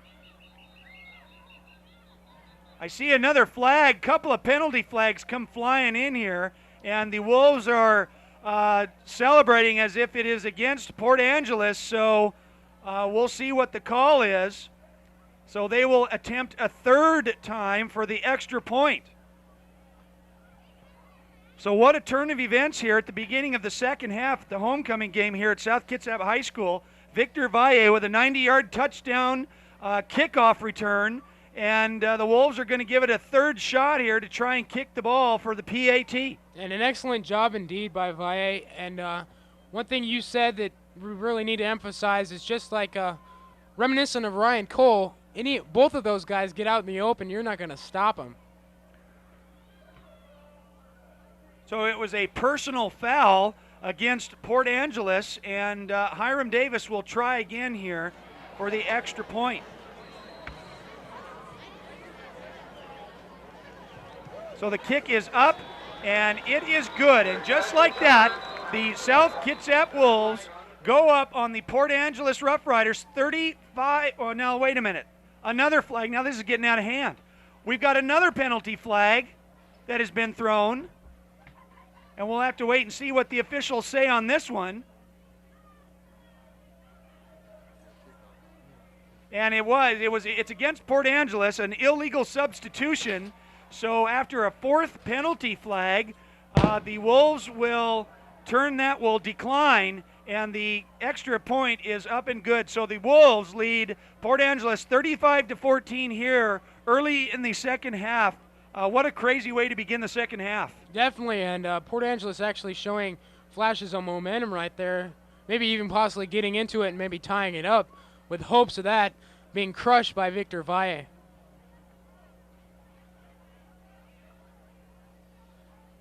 Well, we have some first half statistics for you as the Wolves were leading 28-14 before this 90-yard kickoff return for a touchdown by Victor Valle. The leading state rusher, Ryan Cole, had carried the ball 15 times for 188 yards and 4 touchdowns. So Ryan Cole off to another good start here this evening as Hiram Davis gets ready to kick off to the Rough Riders. Back deep to receive is Rhodes. So Davis with the squib kick up the middle, and it is taken by number 46 for Port Angeles and stopped by number 15, Brad Zamel. So nice job there. And the Port Angeles Rough Riders will take over 1st and 10 at their own 36-yard line. And Zamel, we've heard that name before. That's brother of old number 4, John Zamel, the tight end. He's playing now at Eastern Washington University. So the Rough Riders will try and shake off the kickoff return for a touchdown and try and do something here with their first possession as Maycomber gets the ball, but he's taken down by number 8, Nick Anderson. Nice defense there. We finally got a name there, number 32, Adam Maycomber, and he is a freshman, so he is a prominent and up-and-coming athlete here for Port Angeles, doing a nice job on offense. Definitely, the future looks bright for Port Angeles with this talented young man they have in Maycomber.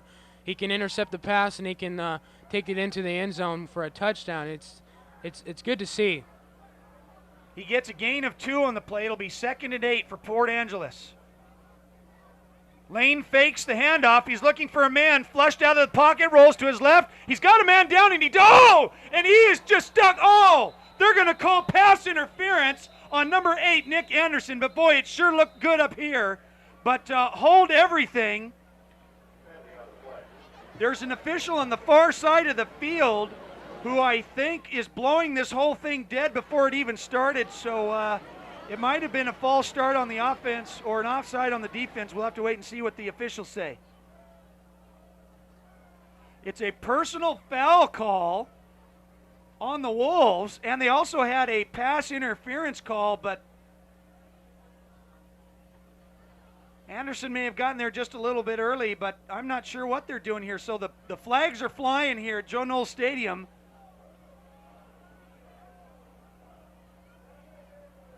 As a personal foul and pass interference call are both made against the defense, so not a great way for the Wolves defense to start here, but the Rough Riders will get the ball in Wolf territory at about the 47.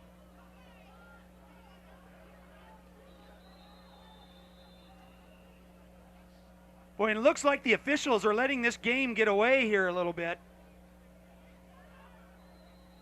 as a haze goes over the field from the firing of the cannon. So we'll see what Lane does here on this next series. Now he stumbles a little bit, they hand the ball. Oh, to Maycomer. Boy, his head is almost taken off there by Enbaum, and he escapes. Maycomer escapes the tackle, but he's taken down, and in fact, he's going to have a loss on the play, a loss of about 2, where it's going to be 2nd and 12 for Port Angeles. Nice defensive stop there, and the ball will be placed at midfield.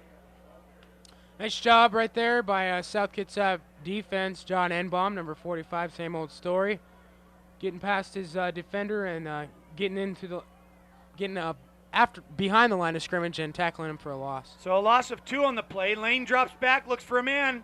He's got Maycomer, but he's covered. He rolls out to his right. He's being flushed out of the pocket. Now he scrambles, and he's going to be taken down. Nice defense by the Wolves. Number 55, Matt Christenberry, looks like he got him right there. Maycomer just, Lane just ran out of room right there. He had Maycomer open in the beginning, just waited too long. He was also flushed out of there by number 71, Chase Decker, and number 4, Andy Sun. So nice job here by Chase Decker, as he is also known as Fernando de Bull. So a dual effort by the South Kitsap defense in pressuring that quarterback. So Fernando de Bull got on the ball and stopped it. Nice job. But Lane looks deep. He's got a man open, and a nice pass play, and it's caught. It's caught downfield. Nice pass by Lane. See if we can get a close-up there. I'm not sure who that was. I believe that was Rhodes. Rhodes with the reception, with a 25-yard pass reception. Lane to Rhodes, but we'll have to wait and see who that is down on the field. Well, whoever it is a very good athletic feat right there. He had double coverage, beat both guys to the ball, read the pass perfectly. He caught the ball and landed on the ground. Let's see who it is. And that was Rhodes. So nice job, and nice that he is getting up and walking off under his own power, and that young man is doing just fine. So Port Angeles on the move here with a big gain down to the South Kitsap 17-yard line. So the Roughriders are shaking off that kickoff return, and they are on the move as they hand the ball off to Maycomer, but he is stopped at the line of scrimmage by the defense. Nice job there by Christenberry and Estevez. Excellent job. Port Angeles has been trying to do that all night. I think they've only broken one up the middle with Maycomer, and it's not working for him. I like to see him run it outside a little bit more often. This has actually been an effective tool by the Port Angeles Roughriders. They'll run the ball a couple of times right and left, and they get stopped, but then they have just a big play and gain it all back. So whatever works for them, they're doing a great job as Rhodes and Witters split to the right. Lane fakes, he runs the option, he keeps the ball, and actually he handed the ball off there to the inside. That was number 46 for the Roughriders, so a nice gain on the play, couple of yards maybe. Well, actually, I guess we're going to just call it a gain of 1, where it will be 3rd down and 9 for the Roughriders. So Port Angeles looking to get into the end zone here. It's going to be a struggle, though, with this South Kitsap defense. Rhodes splits far to the right, covered by Vetters. Lane drops back. He's looking for Rhodes, and he passes the ball out into the flat. It's caught, but he's taken down by number 13, Chris Anderson. Nice coverage on the play there. The pass was incomplete. And it will be 4th and 9 for Port Angeles, and I would imagine that Port Angeles is going to go for it here. Excellent read right there by number 13, Chris Anderson. It seems like a big offensive struggle for Port Angeles. They'll pound the ball on the inside and then wait till it's 3rd or 4th down and then bust one out. We haven't seen the big, huge plays like we have for South Kitsap by this Port Angeles offense. So Matt Johnson, a senior for Port Angeles, will come out, and he will attempt a field goal, a 32-yard field goal for Port Angeles. There's the snap. The kick is up. and it is good. So a 32-yard field goal by Matt Johnson, and just like that, Port Angeles is on the board. And with 7:25 remaining in the third quarter, the South Kitsap Wolves lead the Port Angeles Roughriders 35-17.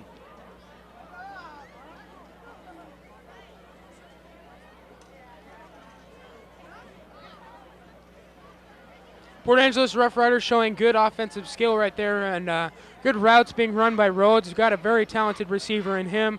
Very good running back in Adam Maycomber, number 32.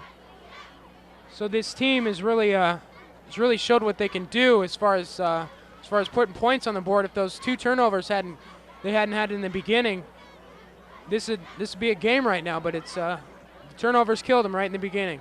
Well, we just had a strange beginning to the second half as the kickoff, Victor Valle for South Kitsap took the kickoff 90 yards for a touchdown, and they attempted the extra point 3 times. 4 penalty flags were thrown, and then finally they got it right.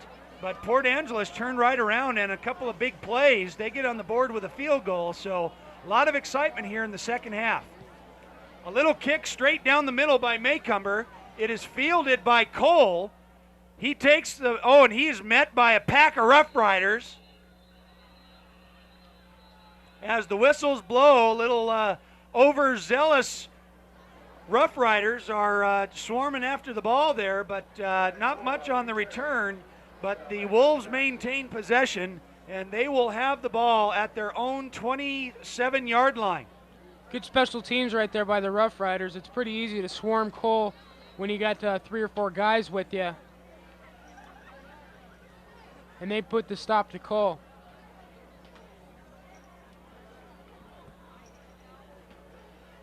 So the Wolves looking to come out and do some damage here on offense. As Vetters hands the ball off to Cole, and he stutter steps, tries to cut back up inside, and he will get a few yards on the play where it'll be second down for South Kitsap.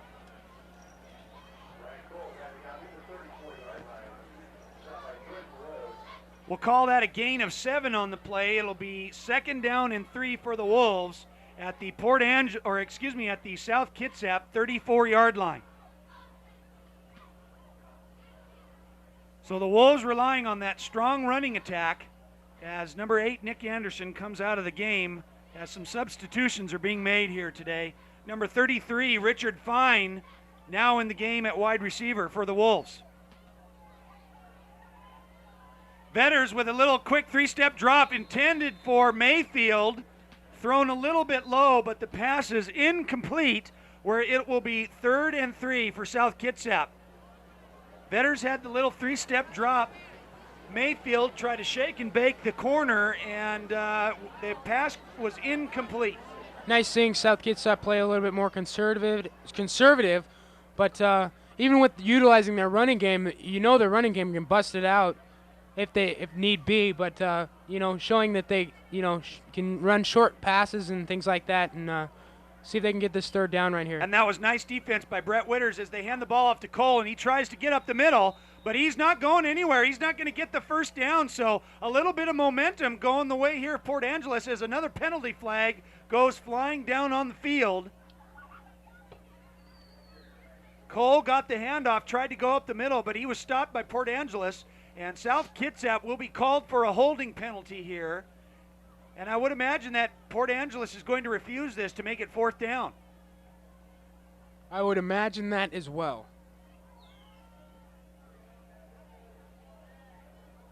And it is. They declined the penalty. So a 4th down situation for South Kitsap. They will be kicking the ball away to Port Angeles. So a nice defensive stop here. And PA is going to get the ball back and in good position to try and get into the end zone again. And good job by the Rough Riders. They can get a touchdown right here. Maybe they'll close the gap on this South Kitsap lead that they've formed here. It's going to be tough for them with their offense not having very big plays, but let's see if they can get it done. Vetters will be doing the punting. Back to receive is Rhodes and Maycomber, the freshman, and he fields the ball at the 33-yard line, and but he's taken down immediately by South Kitsap, so not much on the play, and he is stopped by number 19, Josh Meeker, my man Meek. Way to go, making a good stop there on defense. So we'll see what the Rough Riders can do. And that was pretty tough feat right there by Josh Meeker, stopping one of the more talented players on the Port Angeles Roughriders team, the ninth grader Adam Maycumber. And good job right there by holding onto the leg and not letting go. Lane pitches the ball to number 3. That's Long, and he barrels his way off to the right side there. Nice gain of about 4 yards. We'll call it. Actually, he gets a little more than that. He's going to get about 6 on the play. Nice job by Long. It'll be 2nd and 4 for Port Angeles. So, Phil, I see a little spark here on the side of Port Angeles. If they can get it going, if they can utilize this talented core they have here, maybe they'll get something going and try and get some momentum going. Witters and Rhodes split right. They hand the ball, quick hit right up the middle, quick handoff there, but not much on the play. In fact, it looks like he's going to lose maybe 1. That was to the fullback. Comes up limping a little bit there. So a key defensive play here, key play for both sides of the ball. 3rd down and 4 for Port Angeles.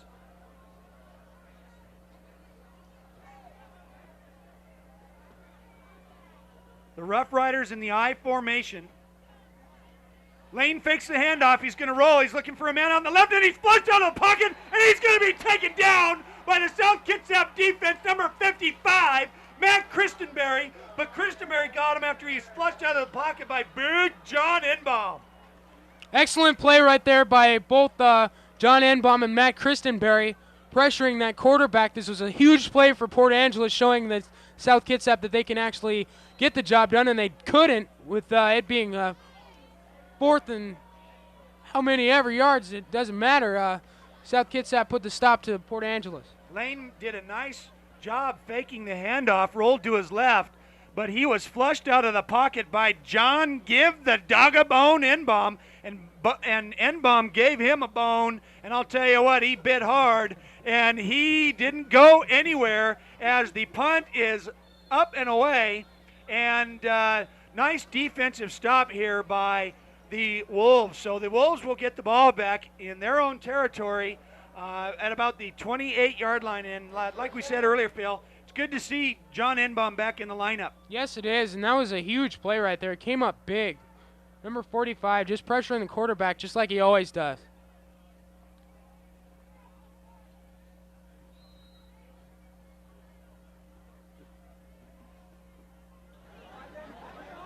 So here come the Wolves on offense.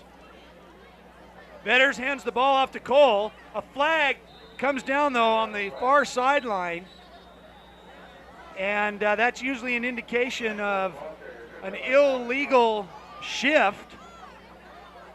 Or maybe they're going to whistle that play dead before it even started. Yes, it's a false start on the offense, so that play never happened. Scoot him back 5 more yards. It'll be 1st and 15 for South Kitsap. I'm not sure who it was on the play, but it could have been the wide receiver on the left side of the field.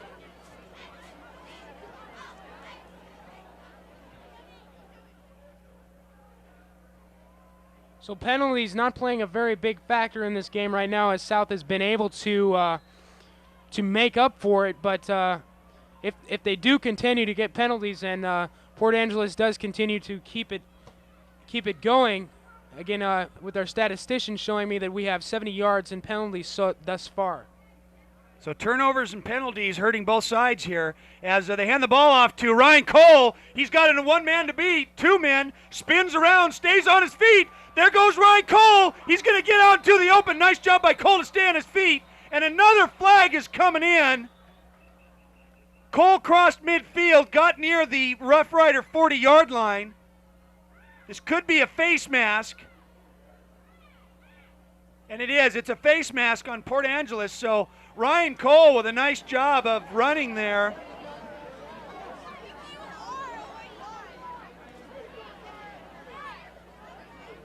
Well, with watching that run, all I have to say is, wow. Ryan Cole using all of his moves, using his speed, his size, his quickness, and he spins off people like they're nothing, just stutter steps, does everything he possibly can to get those yards, and makes it look easy. Well, that was a 30-yard gain, and then tack on 5 more for the face mask. And the Wolves are on the move just inside the Port Angeles 40. We'll call it the 39. Vetters with a quick hit. He has Meeker out on the left flat, and Meeker took his eye off the ball and dropped it, and incomplete where it'll be 2nd down and 10. Just a little slight hesitation right there by 19 Josh Meeker. He wants another touchdown so they can put another pin on his hat, but just a little bit of hesitation right there, and Meeker drops the ball. Vetters threw a nice pass to Meeker, and I'll tell you, if Meeker catches that ball, he had a lot of open field in front of him, but it was an incomplete pass where it'll be 2nd and 10 for South Kitsap as they come out with 2 wide receivers to the left. They hand the ball up to Phil Thomas. Phil Thomas with the carry. What's he going to do right here? Stays on his feet, gets past the 10 inside the 8. And I'll tell you, that was a nice job on number 25, Tyler Mayfield, to let his man go because he could have got called for the clip, but he didn't. What a great run there by Phil Thomas getting down to the 8, we'll call it the 9-yard line. Definitely, South Kitsap faked out the Port Angeles Roughriders and looking like they were going to hand the ball off to Cole, but handed off to the first back, number 29, Phil Thomas, gets a nice hole on the right side. That's due to the O-line that South Kitsap has, and he utilizes very much with this running game. Nice blocking right there by everybody for South Kitsap. And the 2 linemen credited for that, Phil Bilderback and Buddy Anderson. So nice job of sealing the line there, creating the space for Thomas as they hand the ball off to Cole. Ryan Cole's going to dance into the end zone with touchdown number 5. Touchdown South Kitsap. Can't say enough about number 34, Ryan Cole. Started with that 30-yard. First of all, as a penalty back there, and then Cole takes it in for 30 yards, dancing around those Port Angeles Roughriders, makes it look so easy. Just a little sweep right into the end zone. Gosh, he's so exciting to watch. Nice job by Phil Bilderback and Buddy Anderson on that delayed counter there to Ryan Cole, who had a huge opening and was able to get into the end zone easily from 9 yards out as Hiram Davis connects on the extra point, and the South Kitsap Wolves on Ryan Cole's 5th touchdown of the evening.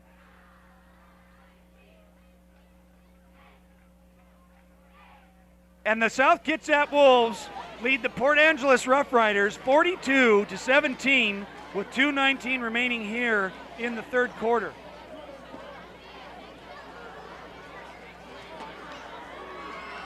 So Port Angeles showing a little bit of defensive lapse right here. They were stopping them early on in the first half, and not coming up too big right here with these big plays being run by Ryan Cole and a combination of that O-line, Josh Meeker and Travis Vetters, Tyler Mayfield. Everybody's contributing on this 42-17 lead.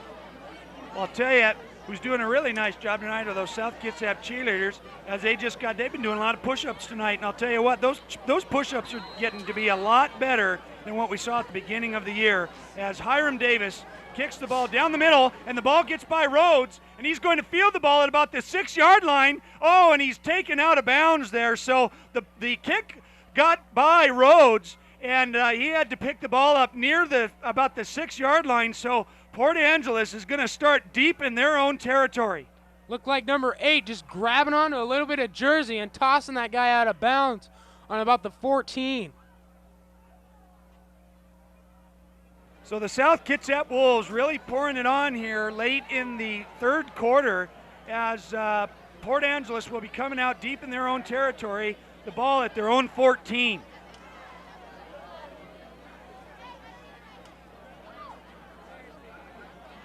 Lane takes the handoff, hands the ball off to Long. He trips forward for about 5 yards. He'll get down to the 18-yard line. It'll be 2nd and 5 for Port Angeles.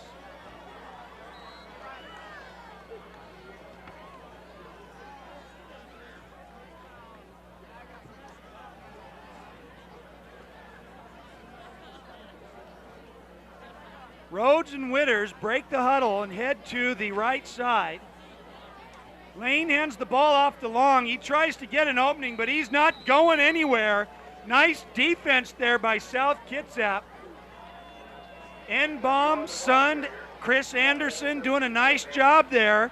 And also number 71, Fernando DeBull. That's Chase Decker. Chase doing a nice job there at defensive line. It looks like a dual effort for South Kitsap. Everybody getting in there, just swarming the running game. And South doing a nice job of holding the Port Angeles Roughriders in this series right here. So Port Angeles in a third down situation here. Lane drops back, has a man open in the flat. Oh, and it's caught. Nice job there.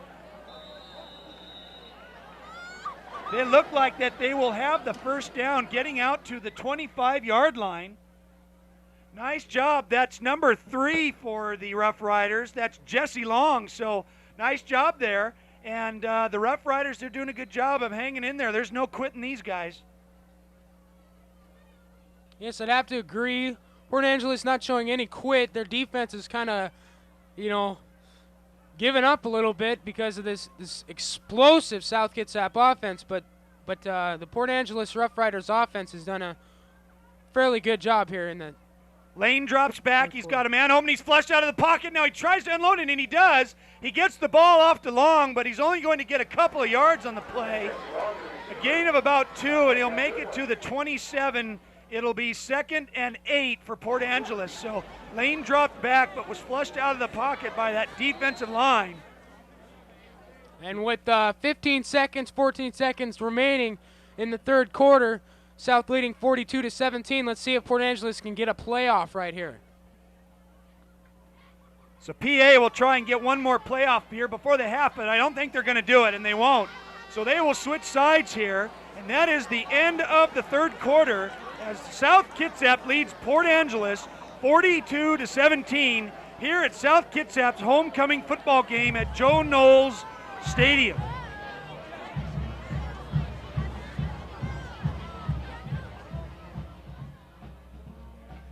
And performing right now at the switching of the ball here for between quarters are the South Kitsap cheerleaders. And we wanted to read off the names of such a fine group of young ladies who have been there all year long, rooting and cheering and supporting the football team. We have Samantha Dias, a junior at South Kitsap, junior Allie Ryan, senior Cammie Yingling, senior Missy Rollins, senior and homecoming queen Kelly Evans, senior Samantha Guerrero, senior Carrie Proctor, senior Lindsay Einhaus, also a senior Chrissy Chamberlain, Chelsea James, who is also a senior, another senior Emily Randall, and a junior Jessica Gusty. And don't forget the school mascot Roscoe being played by the homecoming candidate Nikki Washington. I believe we got a little mix-up there on the name. That's Jessica Giusti. She's a junior, so we're sorry about that name, Jessica, but hopefully we got it right.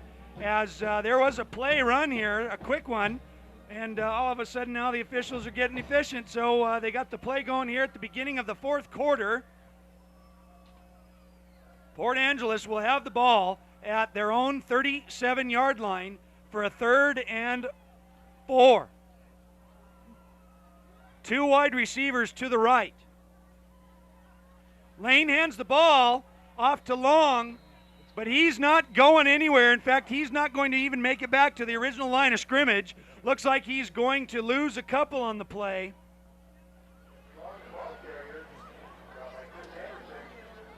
So this will bring up a 4th down situation. Well, we're not sure what's going on here. The sideline changed at 4th down, and the scoreboard has 3rd down. So there we go. 8 changes. There 4th he goes. and 7. So the Wolves send back a couple of new receivers here. Number 84, Pat Kelly, and we're not sure that other number is, but the punt is off and it's away, and that's Richard Fine. The ball's fumbled. Fine picks it up. He sneaks his way through, fumbles the ball, but I think he's going to get his own fumble back there. So it looked like a little confusion as to who was going to field the punt. It ended up being Richard Fine, and the Wolves come away with the ball here, as I would imagine that Coach DJ Sigurdsson and the rest of the coaching staff are going to start making a few substitutions here, as I would imagine that Ryan Cole is going to have a little bit of time off here now, as he has gained through 3 quarters of play 236 yards and 5 touchdowns. I would imagine that number 24, Victor Valle, will be coming in here, and he is. He will be playing tailback, so we'll see what the Wolves can do here on offense, trying to get some more guys in here playing. Jared Stevenson's also in a quarterback, and there goes Victor Valle, but a flag is down on the play as Valle is taken out at the Port Angeles 35, but it's a false start on the offense, and it's all coming back. Again, stressing penalties for South Kitsap. It hasn't been. Oh, I'm sorry. Here we're gonna cue it down to Ben, who has an interview on the sidelines.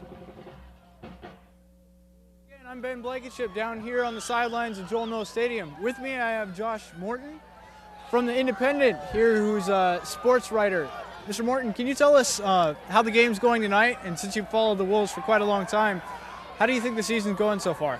Well, they're definitely strong, just like every year. Running game with Ryan Cole has been strong. The offensive line's solid. Homecoming is always a special night for the seniors, and putting up a score like 42-17 right now is pretty impressive. But obviously after this game, they go on to the next game and just keep building for that state championship. Okay. Thank you very much. We're going to take it back to the announcers upstairs.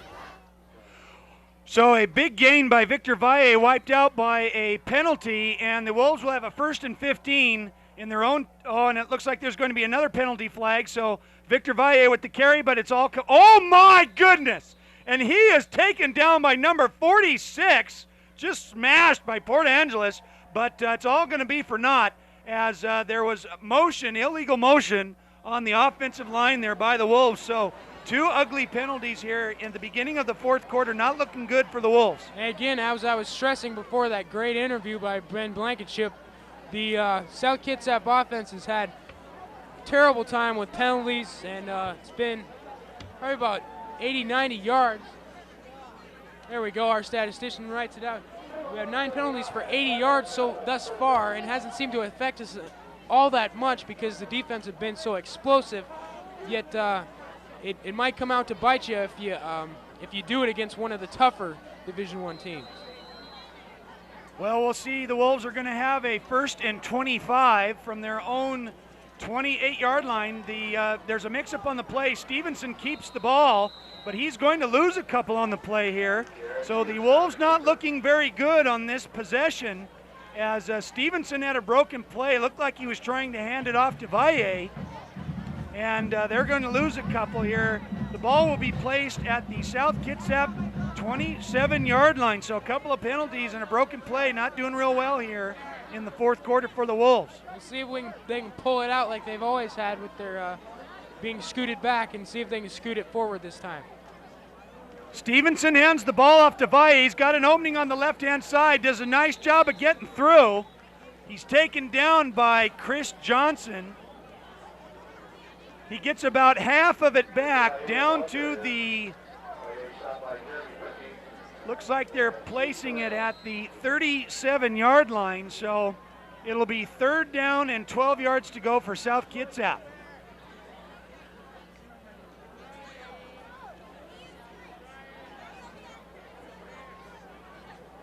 Tyler Mayfield split right, Richard Fine to the left. Stevenson hands it off to Valle. There goes Victor Valle. He stays on his feet. He will be caught. Victor Valle is going to make it, or he's going to be cut off. Nice move. He tries to cut inside, and he's taken down inside the 10 at the 9. Nice run right there by number 24, Victor Valle. Seemed like he was going to get tripped up every other time he put his foot on the ground, and he didn't. He kept his feet moving, just kept on going. Stutter step, did every move that he had, used his speed, and almost made it into the end zone. A nice run by number 24, Victor Valle. gets just barely inside the 10-yard line. As we About a 55-yard gain on the play where the Wolves will have a 1st and goal at about the 10.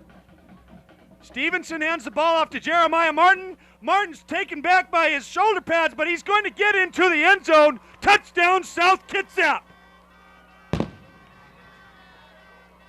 So just like that, a huge 57-yard gain by Victor Valle, and Jeremiah Martin takes over the duties at tailback, and he gets into the end zone from 10 yards out, and South Kitsap gets on the board here again with 8:25 to go in the game. Good job by both tailback reserves. South getting pressured early on because of penalties, being 20 back, 1st and 20, 1st and 17, doesn't matter. South gets the job done, gets it in for the touchdown. So the extra point attempt by Hiram Davis is up and good, and with 8:25 remaining in the game, the South Kitsap Wolves lead Port Angeles 49-17, and I think that the Wolves are really going to try and start getting a lot of substitutions here and at their homecoming football game. Definitely South's substitutions that they put in for the offense had a little trouble early on with penalties, but showing they can get it done and getting that touchdown. And here go the push-ups.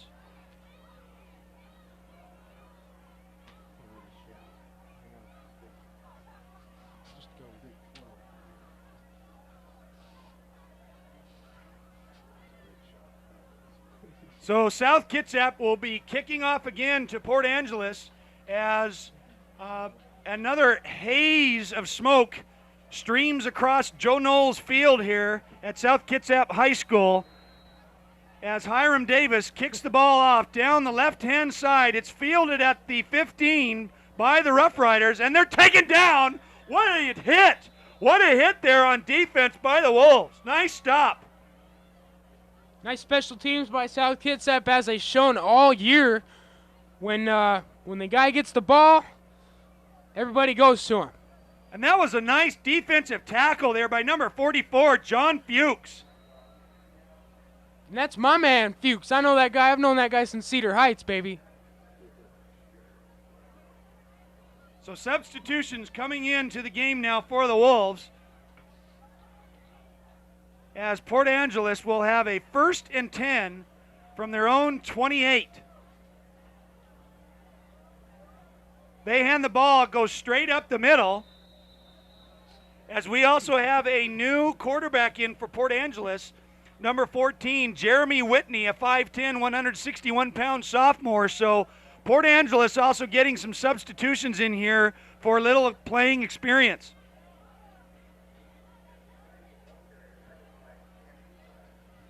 Look how thick that haze is, as you can barely just make out the referee right there. South Kitsap's defense getting ready. So Whitney breaks the huddle, reads the D. They hand the ball off, taken off left tackle. Nice job there by Port Angeles on the carry. Gains a couple on the play. It'll be 3rd down for Port Angeles. As time starts to wind down here in the 4th quarter of play, as more substitutions coming in for the Wolves.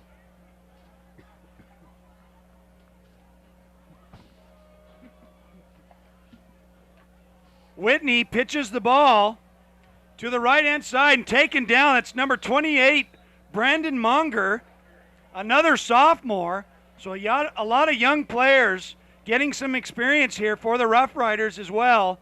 Taken down by South Kitsap. So 3 plays and they are done, and they will be punting the ball away to South Kitsap.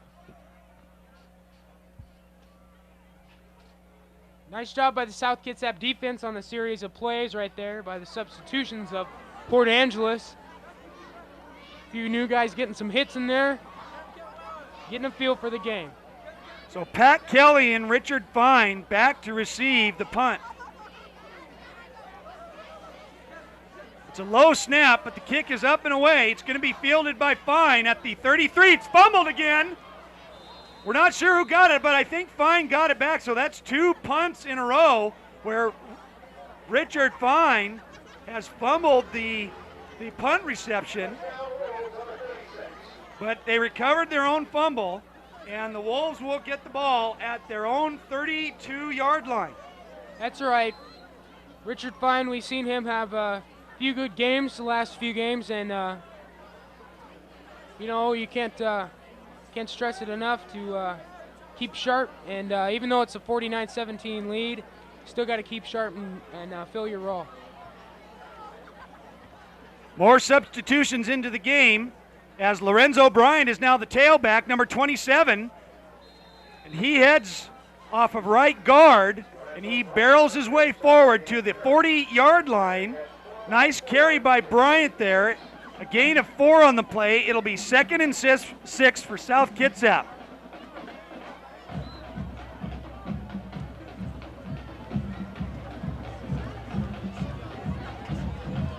Jared Stevenson still in at quarterback for the Wolves, as Nate Wittig and Richard Fine are now at the receiver corps. Bryant gets the handoff, but he's not going anywhere. A nice defensive stop there by number 77, Steve Delano, another sophomore. So the Rough Riders showing some youth here and doing a nice job in the 4th quarter of play. Said another sophomore. He's a big sophomore, and being 6'1", 200 pounds. Plays on the offensive line and D-line. As number 9, Brendan Moeller, comes into the game for the Wolves. Wittig and Fine still at receivers. Moeller now at fullback, Bryant at tailback. Stevenson hands the ball off to Bryant on the counter. Nice blocking there. Cuts back up to the right side. There goes Lorenzo Bryant. Bryant's going to break away. He's at the 10. He's going to dance into the end zone. Touchdown, Lorenzo Bryant. South Kitsap showing depth at 2 positions in Stevenson and Bryant. Everybody getting the job done for South Kitsap these days. On 3rd and 7, Bryant breaks it out to the outside. Does a really good job in utilizing his speed. Those guys aren't going to keep up with him. So a nice touchdown run there by Lorenzo Bryant, and the Wolves are on the board again here in the 4th quarter. And these coaches got to feel really, really good about this second string going in there and getting that touchdown. It's got to make them feel real confident in those guys. That was about a 65-yard touchdown run by Lorenzo Bryant. As the Wolves go for the extra point kick, it is up and good, and the South Kitsap Wolves lead Port Angeles 56-17. With 4:36 remaining here in the game at South Kitsap's homecoming football game, and they're really pouring it on now.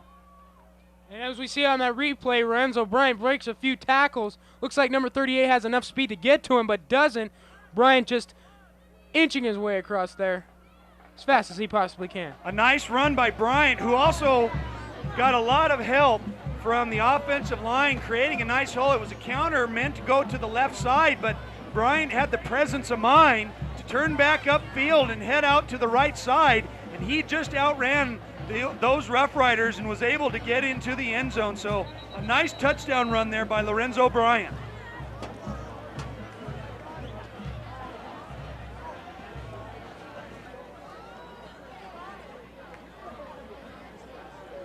Hi friends, Dr. Beverly Cheney, our new district superintendent, is inviting community members to meet with her one-on-one. If you'd like to talk with her about the South Kitsap School District, contact the district office to make an appointment at 876-7300. So South Kitsap getting ready to kick off here. Hiram Davis, the kick's going to go. Oh, and it's the attempt was made to be fielded at about the 15-yard line, but it went off the Port Angeles receiver and went out of bounds. So the Rough Riders will get the ball at their own 15.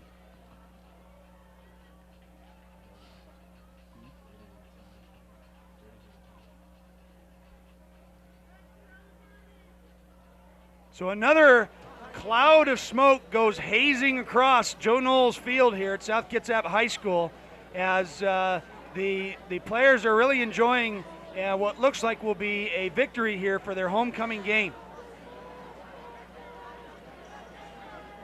Whitney in at quarterback for Port Angeles as the whistles blow, and looks like they might scoot him back another 5 yards, maybe for a delay of game here.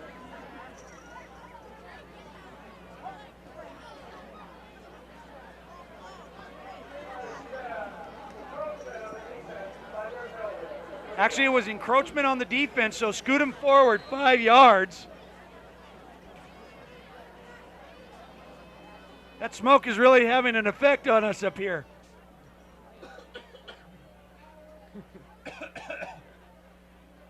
There's the handoff straight up the middle to the fullback. Maybe a couple on the play. It will be second down for Port Angeles. And with 4 minutes remaining, you see the Port Angeles Roughriders having their reserves and trying to get them some PT. See if they can, give the coaches something to cheer about a little bit this time. So the Roughriders come out in the I formation. Whitney gets a quick handoff to the fullback up the middle, but he's not going anywhere as he's going to be taken down by a pack of Wolves led by number 44, John Fuchs. My man Fuchs.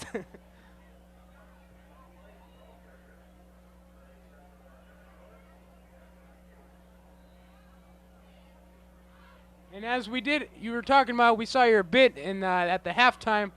We had Cowboy Day over here at South Kitsap High School, and John Fuchs dressed up as a cowboy on Twin Day. So there you have it.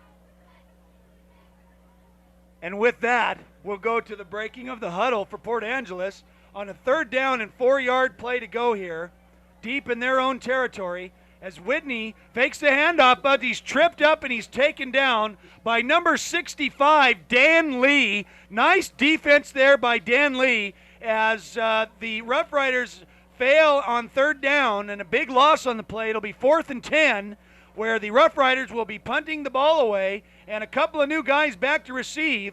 Actually, one new guy, number 81, Chris Kaipoff, and number 33, Richard Fine.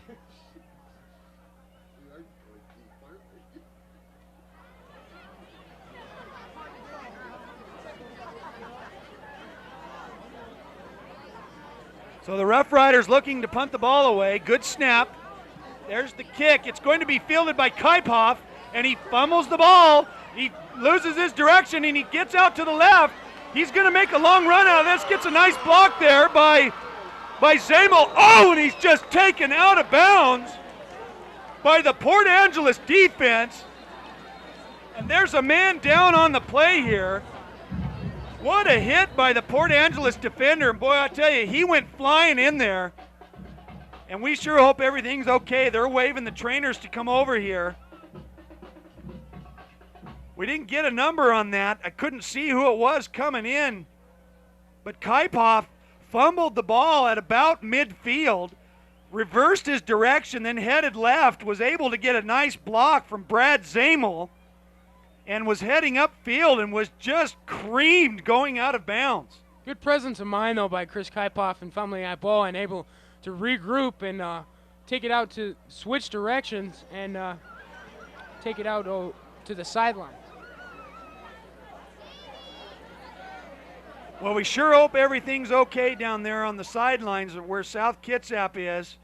We hope that this young man for Port Angeles is going to be okay. We still haven't got a number yet, but I see a little leg movement around, so that's always a good sign.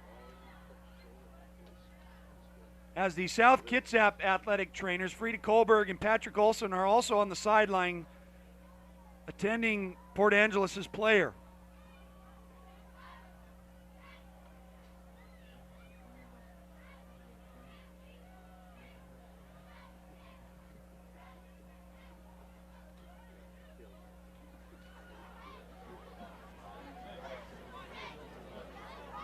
So both sides are waiting patiently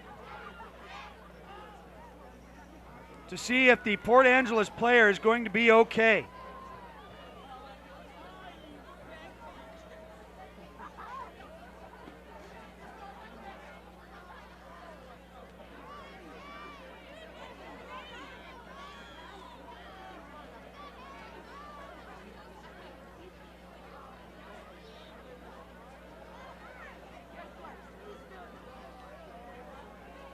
So South Kitsap most assuredly going to get a victory here tonight, leading Port Angeles 56-17 with only 2:03 remaining in the game. The South Kitsap Wolves will win the Bridge Division, finishing at 6-1 in league play and 7-1 overall. Port Angeles will drop to 4-3. And depending on the outcome of the Bremerton-Shelton game, there could be a three-way tie for third place to see who gets that third spot in the playoffs.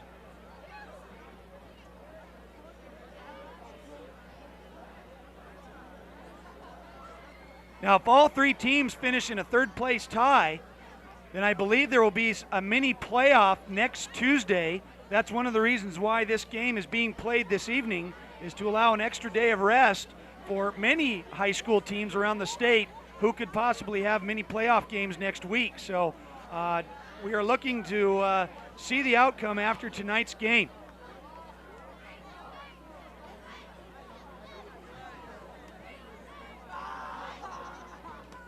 Well, the Port Angeles football player is still down on the sidelines. We're not sure who it is, as now some of the coaches have come around and gathered.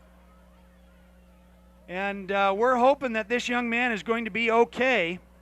We've seen a little movement in his legs, but which is a good sign.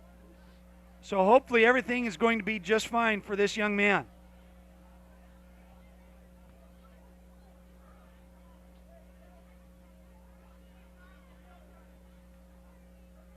He came flying in there from the sideline, knocking Chris Kaipoff out of bounds. And there he is. He's getting up. It's like a little bit wobbly there. Can't get a number on him yet, but... Well, we're not sure. It looked like that was number 4, Matt Lane.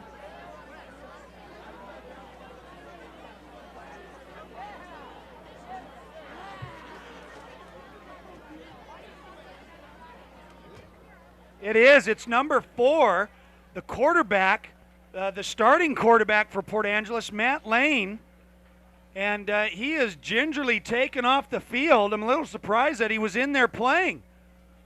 But he made a nice hit going out of bounds.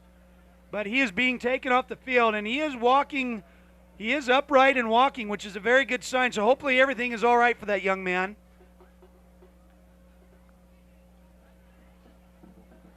As they are looking to escort him off the field. And we'll get ready for the last 2 minutes of play here in the game, as South Kitsap comfortably leading Port Angeles 56-17. I think we're going to throw it down to Ben Blankenship on the sidelines. Ben, are you there?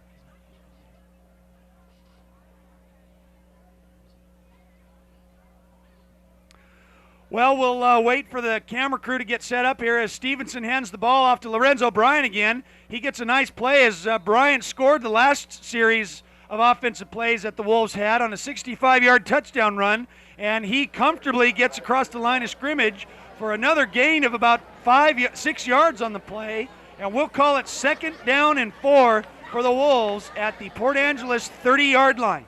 So with 1 minute and around 20 seconds remaining, the Wolves lead 56-17, 2nd and 5. Ball on the 30.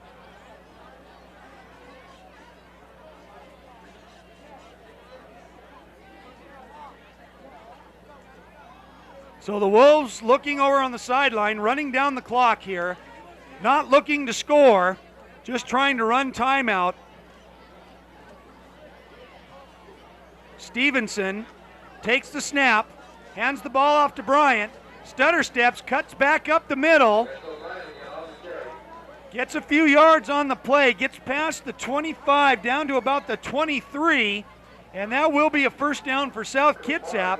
The clock will stop momentarily with 52 seconds, but they'll get it going here, and this game's going to be over before you know it, as Stevenson comes over to the sideline to talk to Coach Sigurdsson.